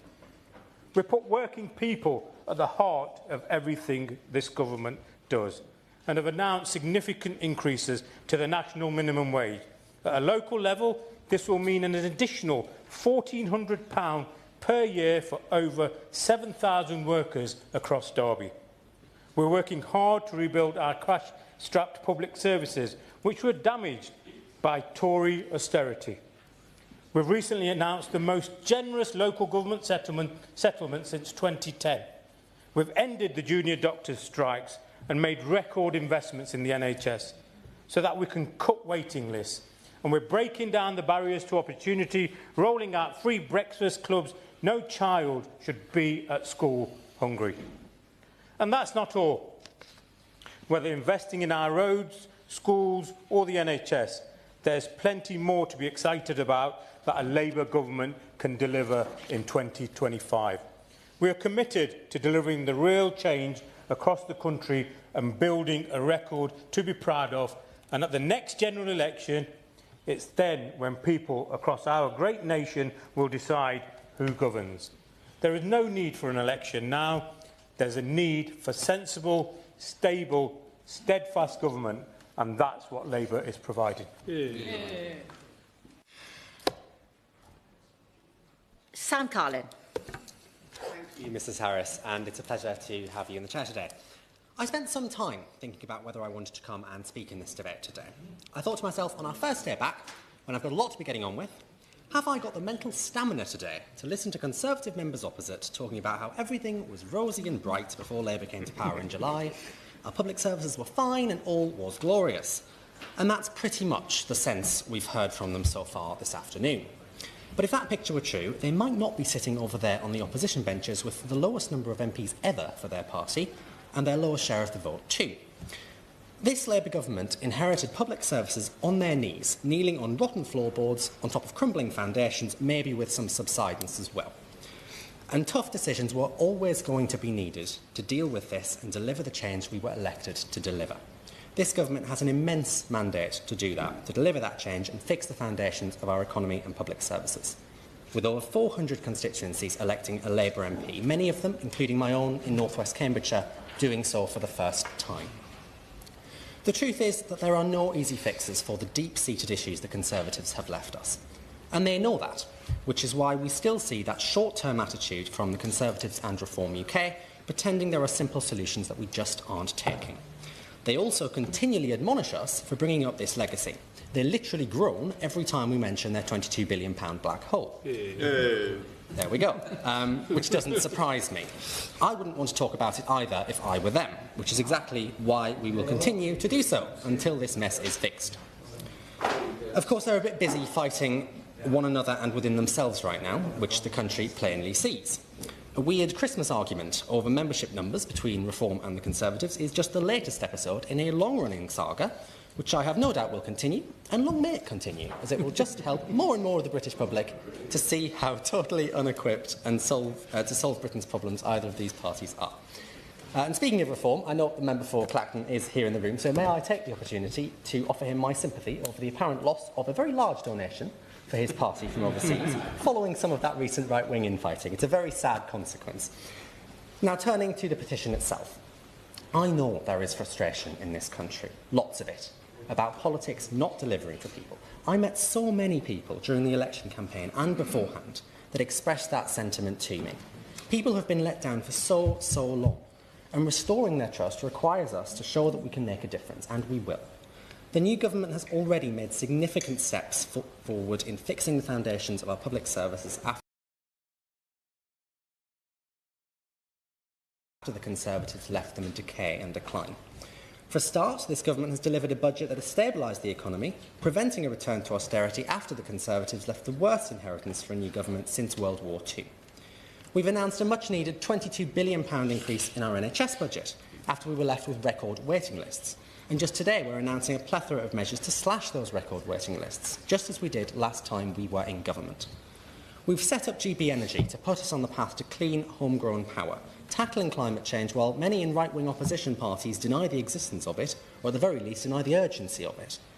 We've appointed a border security commander to strengthen our border security after the Conservatives so abjectly failed to do so. And this is one of the areas that angers me most about their record.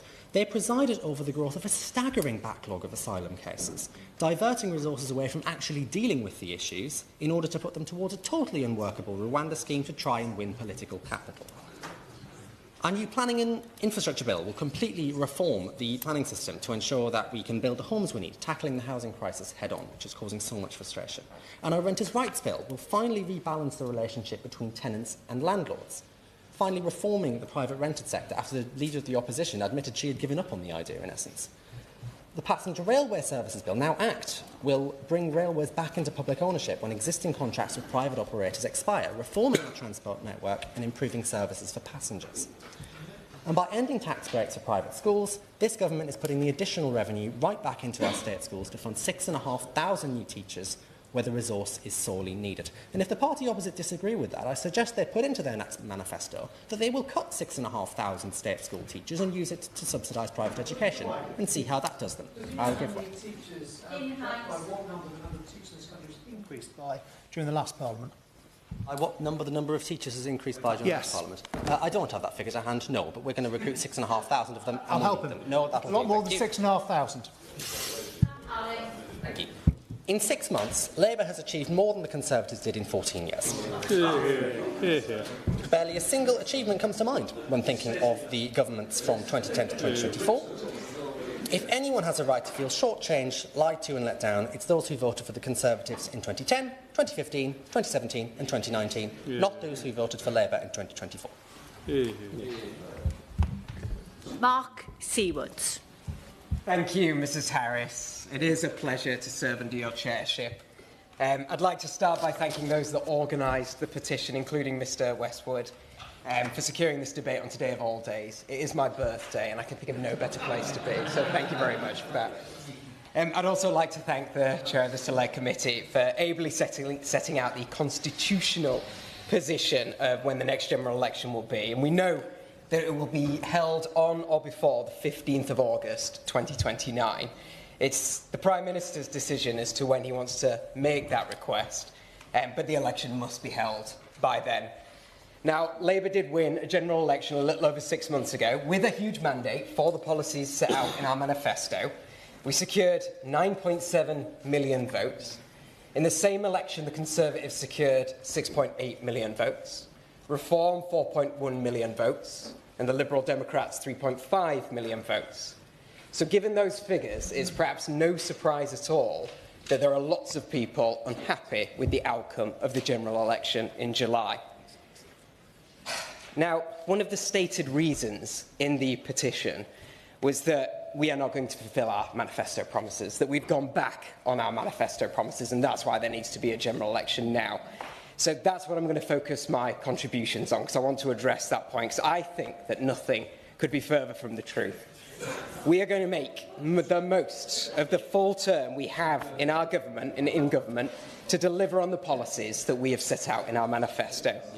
Now, one of the first promises we made was to manage the public finances properly, to balance the books on day-to-day spending as any responsible government should.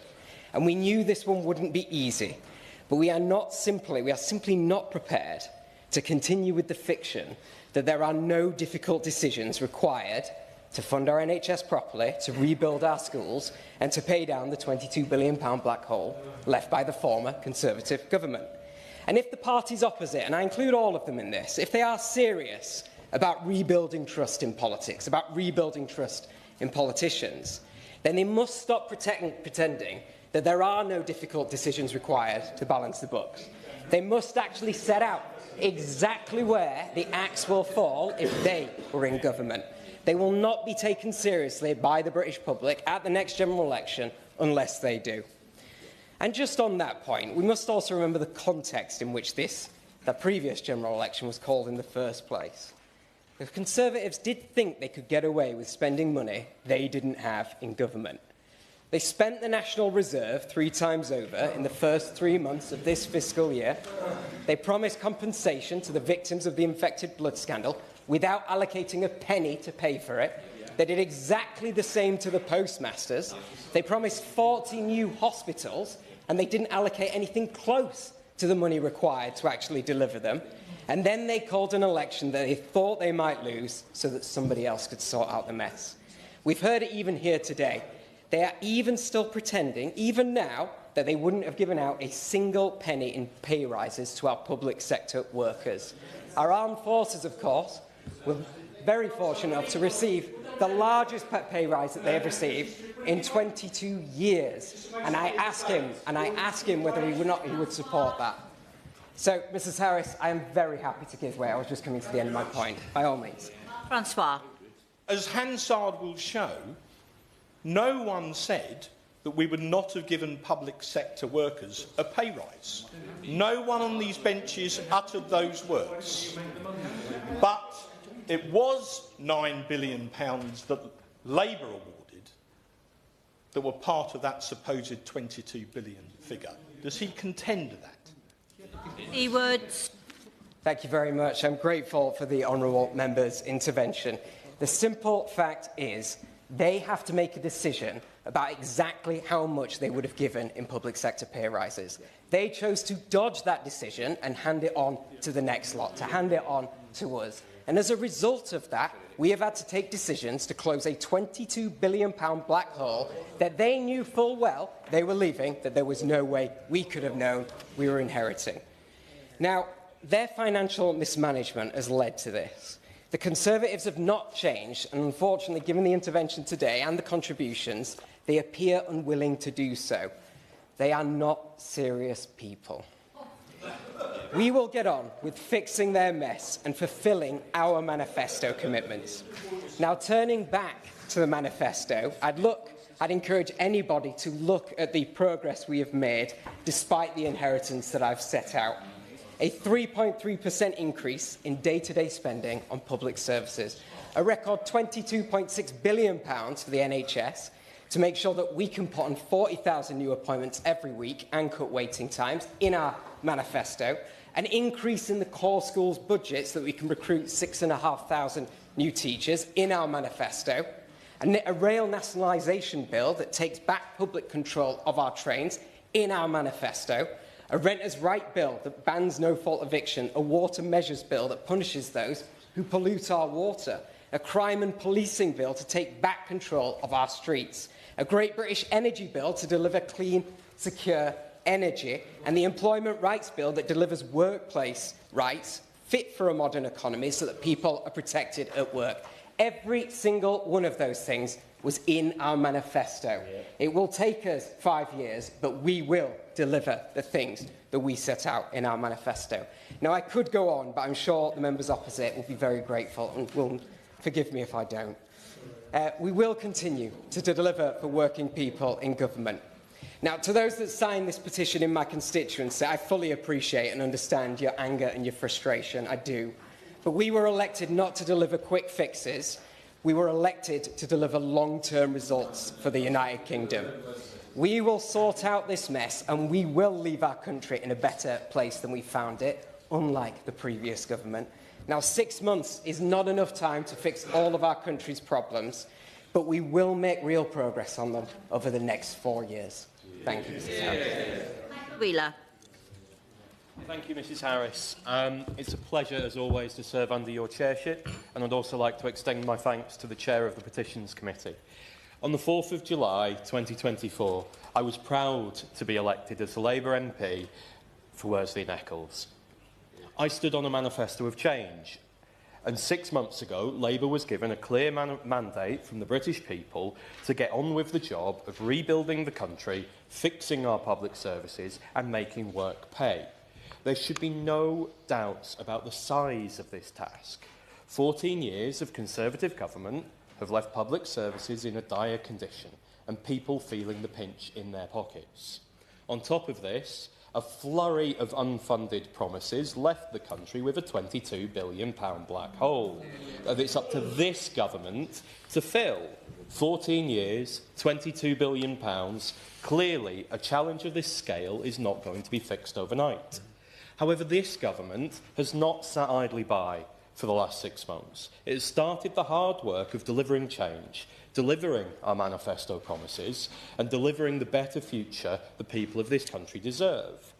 Labour has committed an extra £25.6 billion of NHS funding over 2 years to meet our commitment to fix our broken NHS. This funding will be vital in cutting waiting times, and I was pleased to see the Prime Minister set out measures earlier today to deliver those 40,000 extra appointments every single week. Work has already begun on Labour's commitment to raise school standards for every single child. Since the election, it has been a genuine pleasure of mine to visit so many excellent schools in my constituency of Worsley and Eccles, and I'm acutely aware of the vital importance my constituents place on their children receiving a high-quality education. I therefore welcomed the government's decision to increase the core school budget by £2.3 billion next year to support the recruitment of 6,500 teachers and genuinely invest in our state schools. And as someone who regularly suffers on the West Coast Main Line and has never understood why the failed model of privatisation was allowed to continue for so long to the detriment of customers, I was proud to vote for legislation to fix our broken transport system, laying the groundwork for a publicly owned rail system working for the public once again. And this Labour government is only getting started 6 months in. I'm proud to see the important progress being made on delivering many of our other manifesto commitments that I was elected on.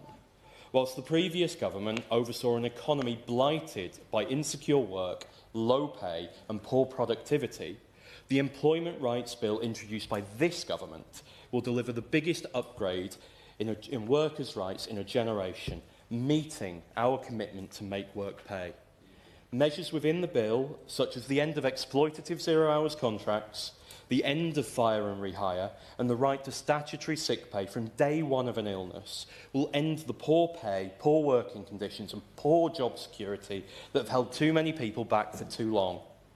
In addition, a 6.7% increase in the national living wage will take effect from this April, with the Low Pay Commission's remit having been changed by this government so that it will now have to take into account the cost of living when setting new rates. The government is also taking action to provide secure homes, the secure homes that people need. I welcome the government's commitment to accelerate house building in order to deliver 1.5 million good quality homes and infrastructure. And for far too long, private renters have suffered from expensive, precarious and poor quality accommodation. I was proud to serve on the Renters' Rights Bill Committee, working on a bill which will level the playing field between tenants and landlords, banning the scandal of no-fault evictions and delivering a range of new protections. Finally, Chair, I note the introduction by this government of the Children's Wellbeing and Schools Bill, which will help break the link between young people's background and their future success, providing opportunity for all whilst delivering on our specific manifesto commitment of free breakfast clubs in every primary school. So, Chair, I'd like to finish by saying, less than 200 days ago, the British people endorsed Labour's manifesto and delivered a resounding call for change. I believe that this government is working hard to meet the commitments made at that election. I welcome the progress that has already been made on delivering the promises, and I know that there is more to come. I look forward to facing my constituents at the next general election, when it comes, and standing on my record and the record of this Labour government. Until then, I will keep working every day for the people of Worsley and Eccles. Yeah. To you, and I appreciate that what everyone is looking forward to at this time is yet a final speech, but it will perhaps be the final speech. I have been very interested. I didn't know how this debate would go. I was very interested in having the opportunity of coming here today to hear what people were saying, and I hope it's been somewhat useful to people who aren't used to being here, as well as people who have been here for 5 minutes like me. I was only elected in, as you know, like many people here in the election July 24, and I have a majority of 152, which means I know that what I had to say wasn't universally popular with all the people that I was standing to try and represent. So I know I have a lot of work to do as the member of Chelsea and Fulham to try and persuade the people of the country that what we as a Labour government are planning to do and hope to do is going to be good and will prove to them in the long run that we should be re-elected. But I know there's a lot of cynicism out there. Of course there's a lot of cynicism out there. We attack each other a lot of the time. I hope we've learnt some things today. The problems were how many years are we having to make up for? 14. I just thought you might have forgotten that. But what we haven't done today is really explored, for me, a crux behind the motion. And that is that the manifesto made promises and we have not kept our promises. And a number of my colleagues have addressed this in passing and very well. And my colleague, my honourable friend from Gateshead Central and Wickenham, said we must proceed with facts and we must be decent, I think, if I can paraphrase you, in the way that we do so. Other people said that we were depressing. As a country, we talked the economy down, and that we had bringing the country into a stalemate. And I just think it's useful to remind us of what is good and positive and exciting about this Labour government, which was brought in to effect change. And I will do it in a very boring way, if I may. I will read you words from the manifesto. And I say this because I used to be the deputy leader of Hammersmith and Fulham Council in London. And we know that nobody believes what you put in the manifesto. It's almost a given. You know, 10 commandments come down and the lies in the manifesto is full of lies. So we used to stick them up. We stuck our manifestos up on the wall of the council cabinet chamber, and we ticked them off as we went along, and anybody who came in could see us ticking them off. So let me just tick off a couple of things which were mentioned today. We said in the manifesto, and this is the words, and I appreciate very few people here, other than keen Labour candidates such as myself, have read it. We said we will immediately abolish Section 21 no-fault evictions, trying to deal with a massive problem of rental, the cost of rental, the crap quality of so many places in which people are forced to live. We said we will prevent private renters being exploited and discriminated against. We said, quote, we will empower them to challenge unreasonable rent increases. We will take steps to decisively raise standards, including extending AWAB's law, that's about damp and mould, to the private sector. We have done this. We have introduced the Renters' Rights Bill, which was referred to. It's in the manifesto, and we've done it. Forgive me. I appreciate that, Chair. Thank you very much. I appreciate that. And my apologies to Public Gallery for turning my back on them. If I may, Chair, through you, say that. On new homes, we said, and I'm just going to boringly quote from the manifesto, which we accuse of not keeping our promises. Labour will get Britain building again. We will immediately update the national planning framework. That's in order to enable us to build 1.5 million homes. We're bringing in the new planning and infrastructure bill. We said we'll build an NHS fit for the future, and our immediate priority will be to get a grip on the record waiting list. I won't list all the things we've done. You can read tonight's news. Masses and masses, and including £25.7 billion, which we're putting in the NHS with money raised in the budget. And I appreciate not everybody has liked the way that we raise money in the budget. And they don't have to like it. I appreciate there will always be differences of opinion. But we have taken the money that we've raised and we've put £26 billion into the NHS. Another thing we said we'd do in the manifesto is we would improve inclusivity for children with special educational needs. We will ensure special schools cater to those with most complex needs, and we will improve mainstream education for disabled children. £1 million of the money raised in the budget, and not everybody likes the way we raise the money in the budget, but £1 million of that has gone into improving education in mainstream schools for disabled children, children with special educational needs. We said, quote, Labour, we have a problem of people don't have enough money to live on, and the minimum wage is all that many people rely on. So we said, quote, we will make sure the minimum wage is a genuine living wage. We will change the remit of the Independent Low Pay Commission so for the first time it accounts for the cost of living. And Labour will also remove the discriminatory age bands so all adults are entitled to the same minimum wage. Well, we've raised the national minimum wage. We've raised the national living wage. That's a pay boost for 3 million people. We said in the manifesto we would do it. We've kept our promise. We've done it. We've asked the Low Pay Commission to end the discriminatory age bands and to look at including the cost of living. We've talked about Great British Energy. We made pledges there. We've delivered them through establishing Great British Energy. We said we would fund free breakfast schools. Quote, we will fund free breakfast clubs in every primary school accessible to all children. We're doing that. We're introducing free breakfast clubs. I'm sorry to quote from the manifesto at such length. Yes, of course. Free breakfast clubs in secondary schools. I'm sorry, yes. Apologies, Mrs Harris. What does he think should happen to the free breakfast clubs in secondary schools? I'm quoting. Ben Coleman. I'm not here to say what should happen to the free breakfast clubs in secondary schools. That is for a debate which we can have. What I'm here to say is, if you say if anybody here says that the Labour Party is not keeping its promises, I'm reading out the promises word by word so you cannot. If I could talk about sewage, of which there's plenty, Britain's coasts, rivers and lakes are being polluted by illegal sewage dumping. Labour will put failing water companies under special measures to clean up our water. Well, we've brought in the Water Special Measures Bill. It's had its second reading. It will strengthen regulation. Water companies can be fined.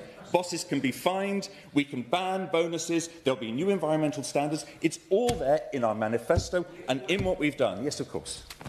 John Whittindale. Give him a little more time. He's very keen to quote the Labour manifesto. Can I just ask him to comment on the third paragraph of page 1 of the manifesto, which says it contains a tax lock for working people, a pledge not to raise rates of income tax, national insurance or VAT. Yeah, absolutely. No, this is where, and this is where. I'm sorry, I thought you wanted. Would you like me to answer the question? Sorry, or do you want to chat? Because I'm happy to wait. Ben Coleman, can you resume your speech? Thank you. This is where it is. This is where it becomes politics. What I mean by that is, we very clearly promised in the manifesto not to raise income tax or national insurance on working people. That was directly understood. We didn't promise, the Labour Party didn't promise not to raise it on the national insurance contributions of employers, and that's what's happened. And people, I understand the concerns that's raised, I understand the problems that's had. I'm simply saying we have done what we said we would do in the manifesto and we haven't broken our promises. And then no matter how much you professional gentlemen who've been here for 20 years yell at me from here who've been here for 6 months, it is simply the case that what is in our manifesto, which I'm reading out word for word, is what we're delivering. And on the borders, if I may just finish by talking about the borders, we said Labour will stop the chaos.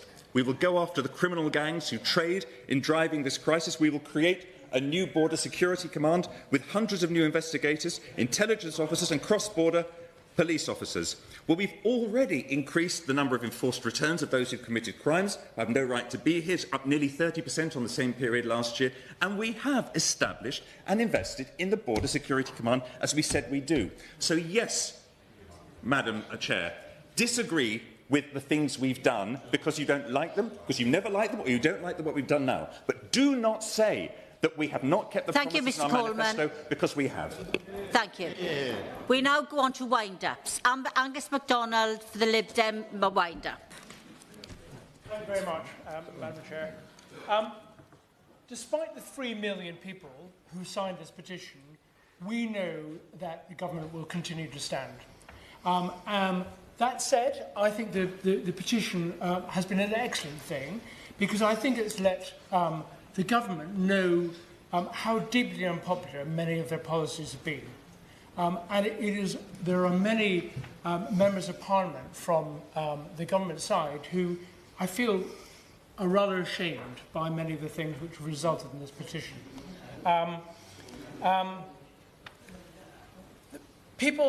people in the Labour Party, your voters, do feel very let down, and I'll expand on that in a second.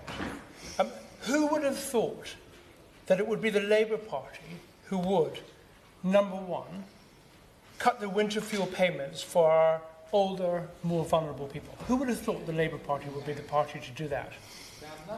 Secondly, who would have thought that the charities, the GPs, the hospices, and the hundreds of thousands of smaller businesses would suffer a national insurance increase by 8.7%, almost 4 times the rate of inflation? Who would have thought they would do that? They have destroyed the economy and many of the charities. They really have. And who would have thought that the Labour Party would walk away from the commitment, maybe not written down, but certainly we've seen the photographs, of their commitment to the WASPI women? The Prime Minister would have been a much more compassionate person, have a much more compassionate budget, if he had increased the top rate of tax, both the income tax for the better off people and the corporation tax for companies making hundreds of millions, if not billions of pounds of profit. That would have been a much more compassionate decision. It would have been much more compassionate to tax the online companies that are making many billions of pounds in the UK. Maybe a percentage of revenue rather than a percentage of profit. So say 1.5%. That would have been something which almost everybody would understand. Now, the petition cannot result in a new general election, but the Prime Minister will know he is on notice. He now has a dissatisfaction rating reaching 61%, and the economic optimism in our country is collapsing. Almost universally, the people of Britain have been appalled by this budget. The Prime Minister and the Chancellor have let down the poorest people, the charities, and their struggling budget. And personally, as a Scottish MP, I'm appalled that he has done a big job in helping the Scottish National Party win the next Scottish Parliament election. So, not a good job, I'm afraid. Thank you.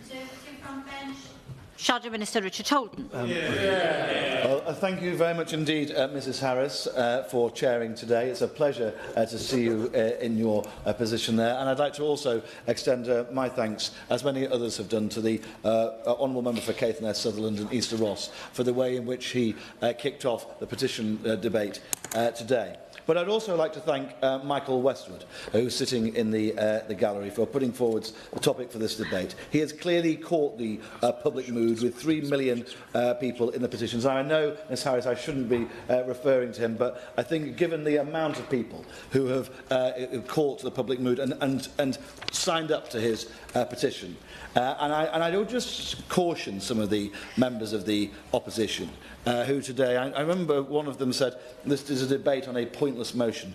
Over 3 million people have signed up to this debate. Over 3 million people have signed up to it because they're really concerned about what the government's doing. I can understand why the Honourable Member for Gateshead Central and Wickham wants to move on from talking about whether Labour has fulfilled its manifesto commitments or not, and instead let's just try and move on and get away from this idea of a blame game, because there is a real concern here out there in the public that people were misled ahead of the general election this time. The Father of the House, I think, put it really well when he said that the government really should listen to people's frustrations, because these are real frustrations out there, up and down the country, when it comes to small businesses or family farms or ordinary working people or pensioners, thousands of whom have written to me in my own constituency about the concerns that they face. And while no one should be in doubt that the government elected 6 months ago is obviously unlikely to be facing a general election anytime soon, we should all acknowledge that the massive public support that this petition had gained, with 3 million signatures, and also honourable members opposite should also realise that we are now over 10% into their time in office. And if they don't start listening to the public, it might be 10% of their entire time in this place. Within my own constituency of Basildon and Billericay, seeing over 6,000 people sign up, nearby friends and my right honourable friends from Raleigh and Wickford and Malden, even more. It is clear that the the public feeling behind this position is actually based on the government's significant early failures. And that is an understandable perspective, given the government's primary method of governing so far has been consistently to break their biggest promises and then blame everyone else. As my honourable friend, member for Berwickshire, Roxburgh and Selkirk said, promises broken, I think it can reasonably be argued, in a manner that implies contempt for the public and has been highly damaging for the trust in this government. This government's failure and its broken promises started early, Madam Chairman. It was on the morning of the 5th of July that the new Prime Minister walked up to the door of Downing Street and talked about a government of service. Looking on with a new pass and new access was Labour major donor Lord Ali. From the off, it has been clear that the promises of integrity, accountability and transparency by this government have been broken.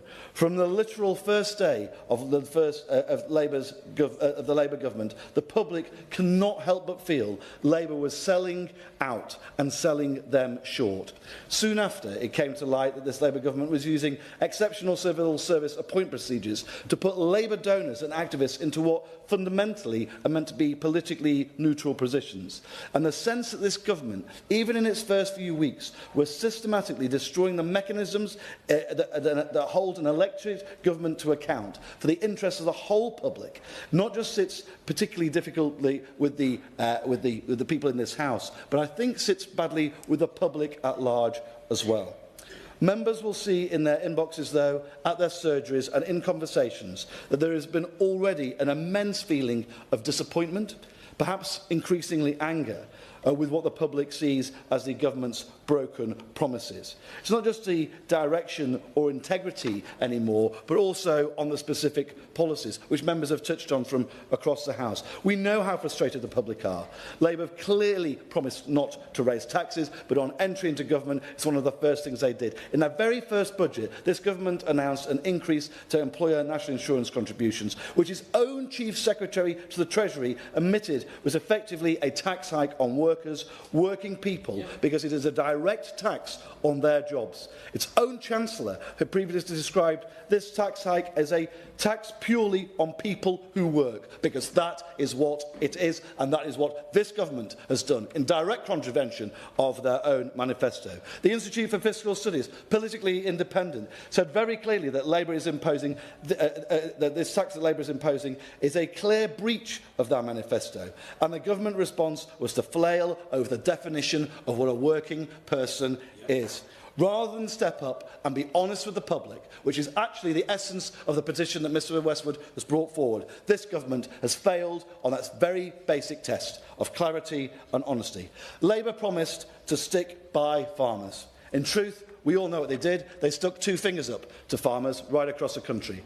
Only a number of months before being elected, the now Environment Secretary said that this Labour government would not make changes to agricultural property relief. The now Prime Minister said that farmers deserved better. And then what did Labour do? They risked thousands of small family farms up and down the country by reducing agricultural property relief and imposing a new and fundamentally unsustainable tax on our farming community. The government's response? No honesty there, and I'll quote from the Environment Secretary: farmers will have to learn to do more with less. Wow. In their manifesto, Labour promised to protect the victims of crime. And what's been their record so far? Thousands of early releases, all massively extended, some of whom who went on to commit violent crimes. Labour's promised to deliver better outcomes for pensioners as well. Better outcomes for pensioners. They were the exact words in the manifesto the members opposite stood in the general election on. Better outcomes for pensioners. I wonder how many of them out there think that today. The Labour Party threw the pensioners out into the cold. We know they did this decision to cut winter fuel allowance for millions would lead to hundreds of thousands more in fuel poverty, in absolute poverty, in pensioner poverty, and the government knew it. So what did they do? They concealed their own analysis showing that this is what would actually happen, the devastating effect that cutting the winter fuel allowance would have. Slipped it out months after the policy had been unannounced, hoping that no one at all would notice. And what do? Break a promise, cover it up, time after time again. Energy bills, the same. What's the first duty of government? To protect the country. And what we've seen, that promise on 2.5% of GDP on defence spending, push back and push back and push back. The government have been repeatedly warned that they're seriously hurting our nation's ability to defend itself and leaving us less safe. Can there be any surprise that the public loses faith in a government who is leaving it less safe? Labour promised to give more opportunity to young people. All they've done is taken a class war to independent schools while trying to reverse really positive reforms from the last government and indeed from the previous Labour government, which actually helped provide great new schools right up and down the country. They are taking away opportunity from young people up and down the country. And it doesn't stop at the school gates. For the first time in over a decade, we've seen tuition fees increase. When, under this government, despite the Prime Minister having said he wanted to scrap them. Illegal migration, another one. They've literally removed any deterrents we've got left and instead replaced our deterrent with a slogan, not a policy, saying they'll smash the gangs, but who knows how on earth they even plan to do it. And that just takes us on to more. Look at what they're doing. The Honourable Member for Dartford, I couldn't believe it, mentioned the Lower Thames crossing, a decision that's been literally put off twice already under this government. Put off twice. Already hundreds of millions of pounds invested under the last government. The decision's waiting to go, but the cash is already there. It's even got its own separate area of policy, an area of spending, but totally removed. And so when it comes to drivers, worse off. And then let's look at what else they've done on transport. Bus passengers. Scrapped the Get Around for £2 bus fare scheme literally a few days ago, seeing people paying an extra £10 a week at least, and that's going to be scrapped in total literally in a few months' time. As colleagues from Essex have also mentioned, that huge hammering on housing. That promise that local people will be consulted. Yet my constituents are facing 27,000 extra homes in Basildon and Billericay. We've seen London, our housing target, slashed by 17,000. Yet all across the home counties, an actual increase of 18,000 a year. That doesn't sound like consultation with local people to me. It sounds that a failing Labour mayor in London is basically having to be bailed out by the people of the home counties like ours in Essex.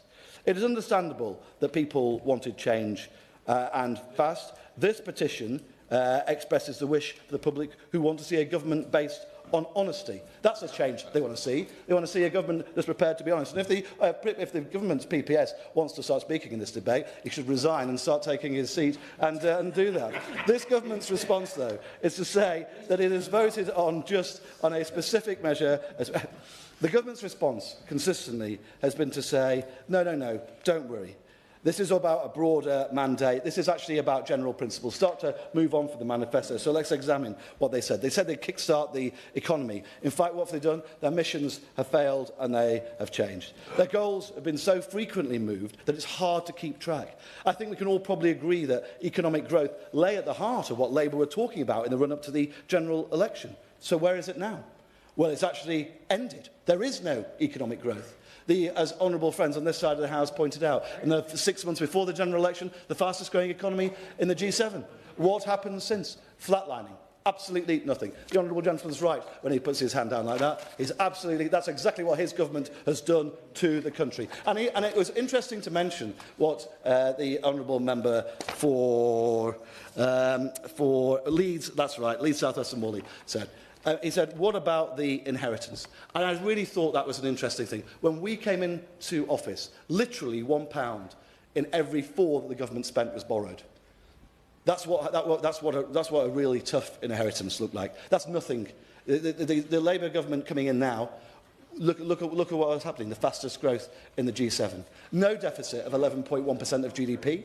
Look at the inheritance that actually the last Labour government left. And my greatest fear at the moment, and I think this is a fear which actually petitioners are starting to think about as well, is what is a legacy? What is actually this Labour government going to leave as a legacy for their families and our country for the future as well? That's what they're fearing. They're fearing that we might exactly see that legacy and I will quite wind up now, Madam Chairman.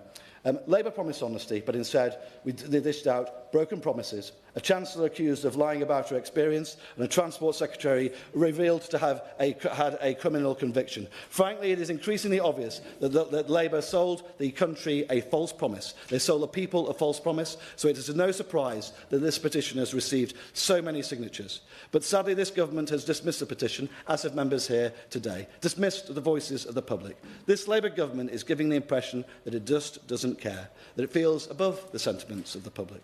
And while I'm sure it would be easier for the government and the public, they would just want the public to just shut up and go away for a few years. Just let them get on with the job. I have to tell the government that every day of this Parliament, that this side of the House is going to be holding them to account for their manifesto. The public out there aren't stupid. They can see exactly what's happening and this government is doing in office. And I would suggest that the Labour members here today, they would do well to take serious notice of the discontent that has been displayed by Mr Westwood and the over 3 million people who've signed it. Or else, not only will trust in the government fall further, we will continue to decline, and this government will face nothing but further anger and further disappointment from the public. Thank you very much. Government Minister Ellie Reeves. Thank you, Mrs Harris, and it's a pleasure to serve under your chairship. I would like to thank the Honourable Member for Caithness, Sutherland and East Ross for moving this motion. He does so on behalf of the signatories of the e-petition, which asks for a general election. And I welcome the fact that the creator of the petition has been able to listen to the debate in the gallery today. May I also welcome all of those who have spoken in this debate back to the House and wish you a happy new year. I'm grateful for the opportunity to respond to this petition debate on behalf of the government. I have yet to determine if the leader of the opposition has added her name to the petition following the comments she made at her third outing at Prime Minister's Questions. But I must say that opposition appears to be suiting her extremely well, and I wish her and her colleagues many more happy years on the opposition benches, signing petitions to their heart's content. As honourable members may be aware, I served as Labour's Deputy National Campaign Coordinator in the run-up to the general election. So the prospect of another general election so soon after the last one and a return to the 5 a.m. daily starts fills me with what I can only describe as joy. Thankfully, as a number of honourable members have said today, our political system does not work on the basis that those who do not like the result of any particular election are granted a rerun. In the words of the member for Boston and Skegness, you back the will of the people and the losers have to consent to the winners. That's how democracy works. Without such a system, there would have been many elections in recent years where my party, no doubt, would have been tempted to request a rematch. Of course, the lesson that we learnt, which the party opposite shows no signs of understanding, is the route back to government lies not in signing petitions calling for another general election, but facing up to the reasons you lost and fixing them. That is what, under the leadership of my right honourable friend, the Prime Minister, we did. And that is why 6 months ago, this government was elected with the largest majority that any party has secured since 1997. As my honourable friend, the member for Hamilton and Clyde Valley, said, we were elected with a clear mandate for change. That is what we are delivering. And indeed, as my honourable friend for North West Cambridgeshire said, this government has already achieved more in its first 6 months in office than the previous government managed in their 14 years in power. The Chancellor has delivered a budget which stabilised the economy, prevented a return to austerity and protected working people's payslips.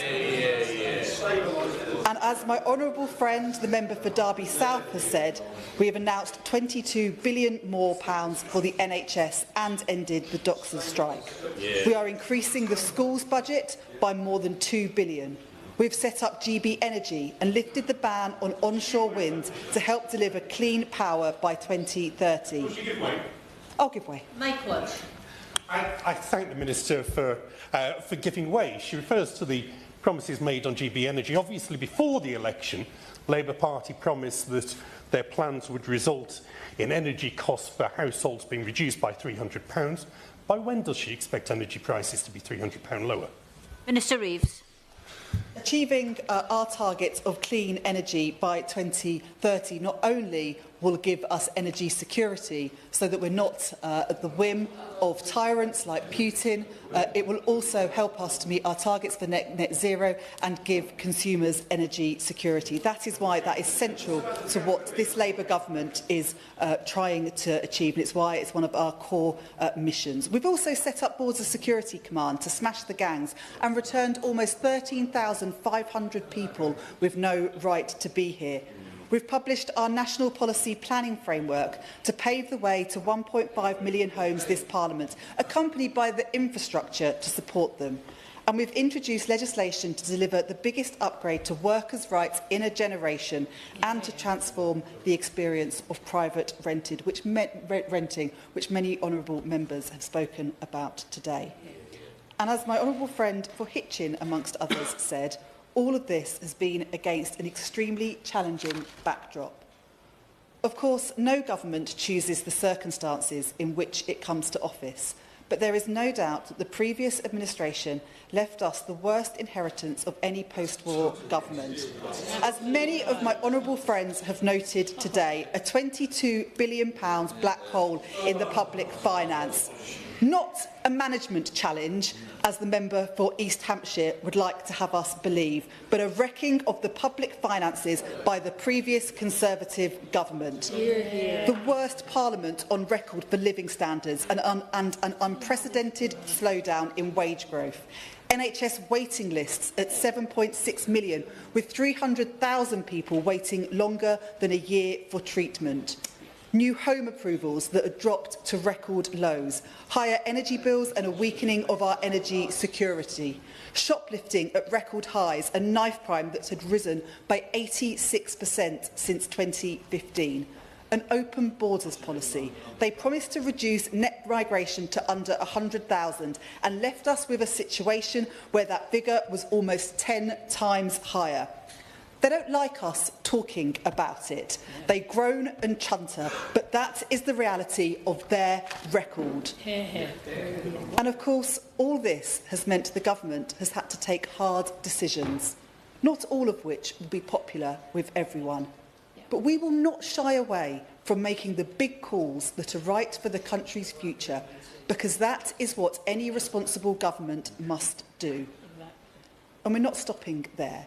As my honourable friend for Ealing Southall spoke about, in our plan for change published last month, we set out what we will deliver for the British people during this Parliament.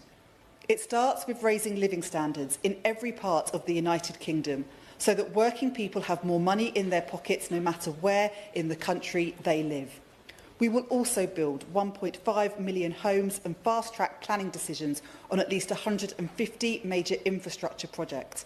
That is more than in the last 14 years combined. A healthy economy must be built on a healthy population, which is why the Prime Minister set out our elective reform plan to tackle waiting list backlogs through millions of more appointments, so the NHS once again meets the 18-week standard for planned treatment. Feeling safe in your community is a fundamental right for every citizen. That is why we're providing 13,000 additional officers, PCSOs and special constables in neighbourhood teams in England and Wales, so every community has a named officer to turn to. Our plan for change also commits us to securing homegrown energy whilst protecting bill payers. We want to be on track for clean power by 2030. And finally, giving children the best start in life by ensuring that a record percentage of 5-year-olds in England are ready to learn when they start school. That is a priority for this government. That is the change the country voted for so decisively last year. That is the change we are delivering, and that is what we will carry on doing. With the House only returning from the Christmas recess today, I'd hoped to be able to carry through into the new year a spirit of peace on earth and goodwill towards all colleagues from all parties. But I'm afraid I must disappoint those who, only 6 months after the general election, now want a rerun. They are, of course, entitled to voice their opinions, and this government is committed to serving everyone in the country to the best of our ability, no matter who they voted for. But having secured such a resounding victory at the general election last year, we have not only the right, but also the responsibility to implement our programme and the change the country voted for. That is what we will do, and when the next election eventually comes, we will be proud to stand on our record. Yeah. For the Petitions Committee, the Select Committee Chair, Jamie Stone. Mrs Harris, thank you very much. It is a winter's night and the hour gets late, so I shall be very brief indeed. But in the words of Bruce Forsyth, didn't they do well? We've had a full and frank exchange of views, and could you imagine that happening in the Duma or perish the thought Pyongyang? Because that is one thing we do very, very well in this country. We actually debate things properly. That's the British way of doing democracy. So my thanks to each and every member on all sides of this House who spoke. My thanks too to my fellow members of the Petitions Committee, and in particular my thanks to the wonderful staff who support us on the committee. And finally this debate would not have happened if it hadn't been for the good people out there who put their names to that petition. And I think each and every one of them can feel that they have tonight been part of democracy. That's how we do things in this country. Thank you. The question is that this House has considered e-petition 700143 relating to a general election. As many of that opinion say aye. Of the contrary, no. I think the ayes have it, the ayes have it. Order, order. The sit-in stands adjourned.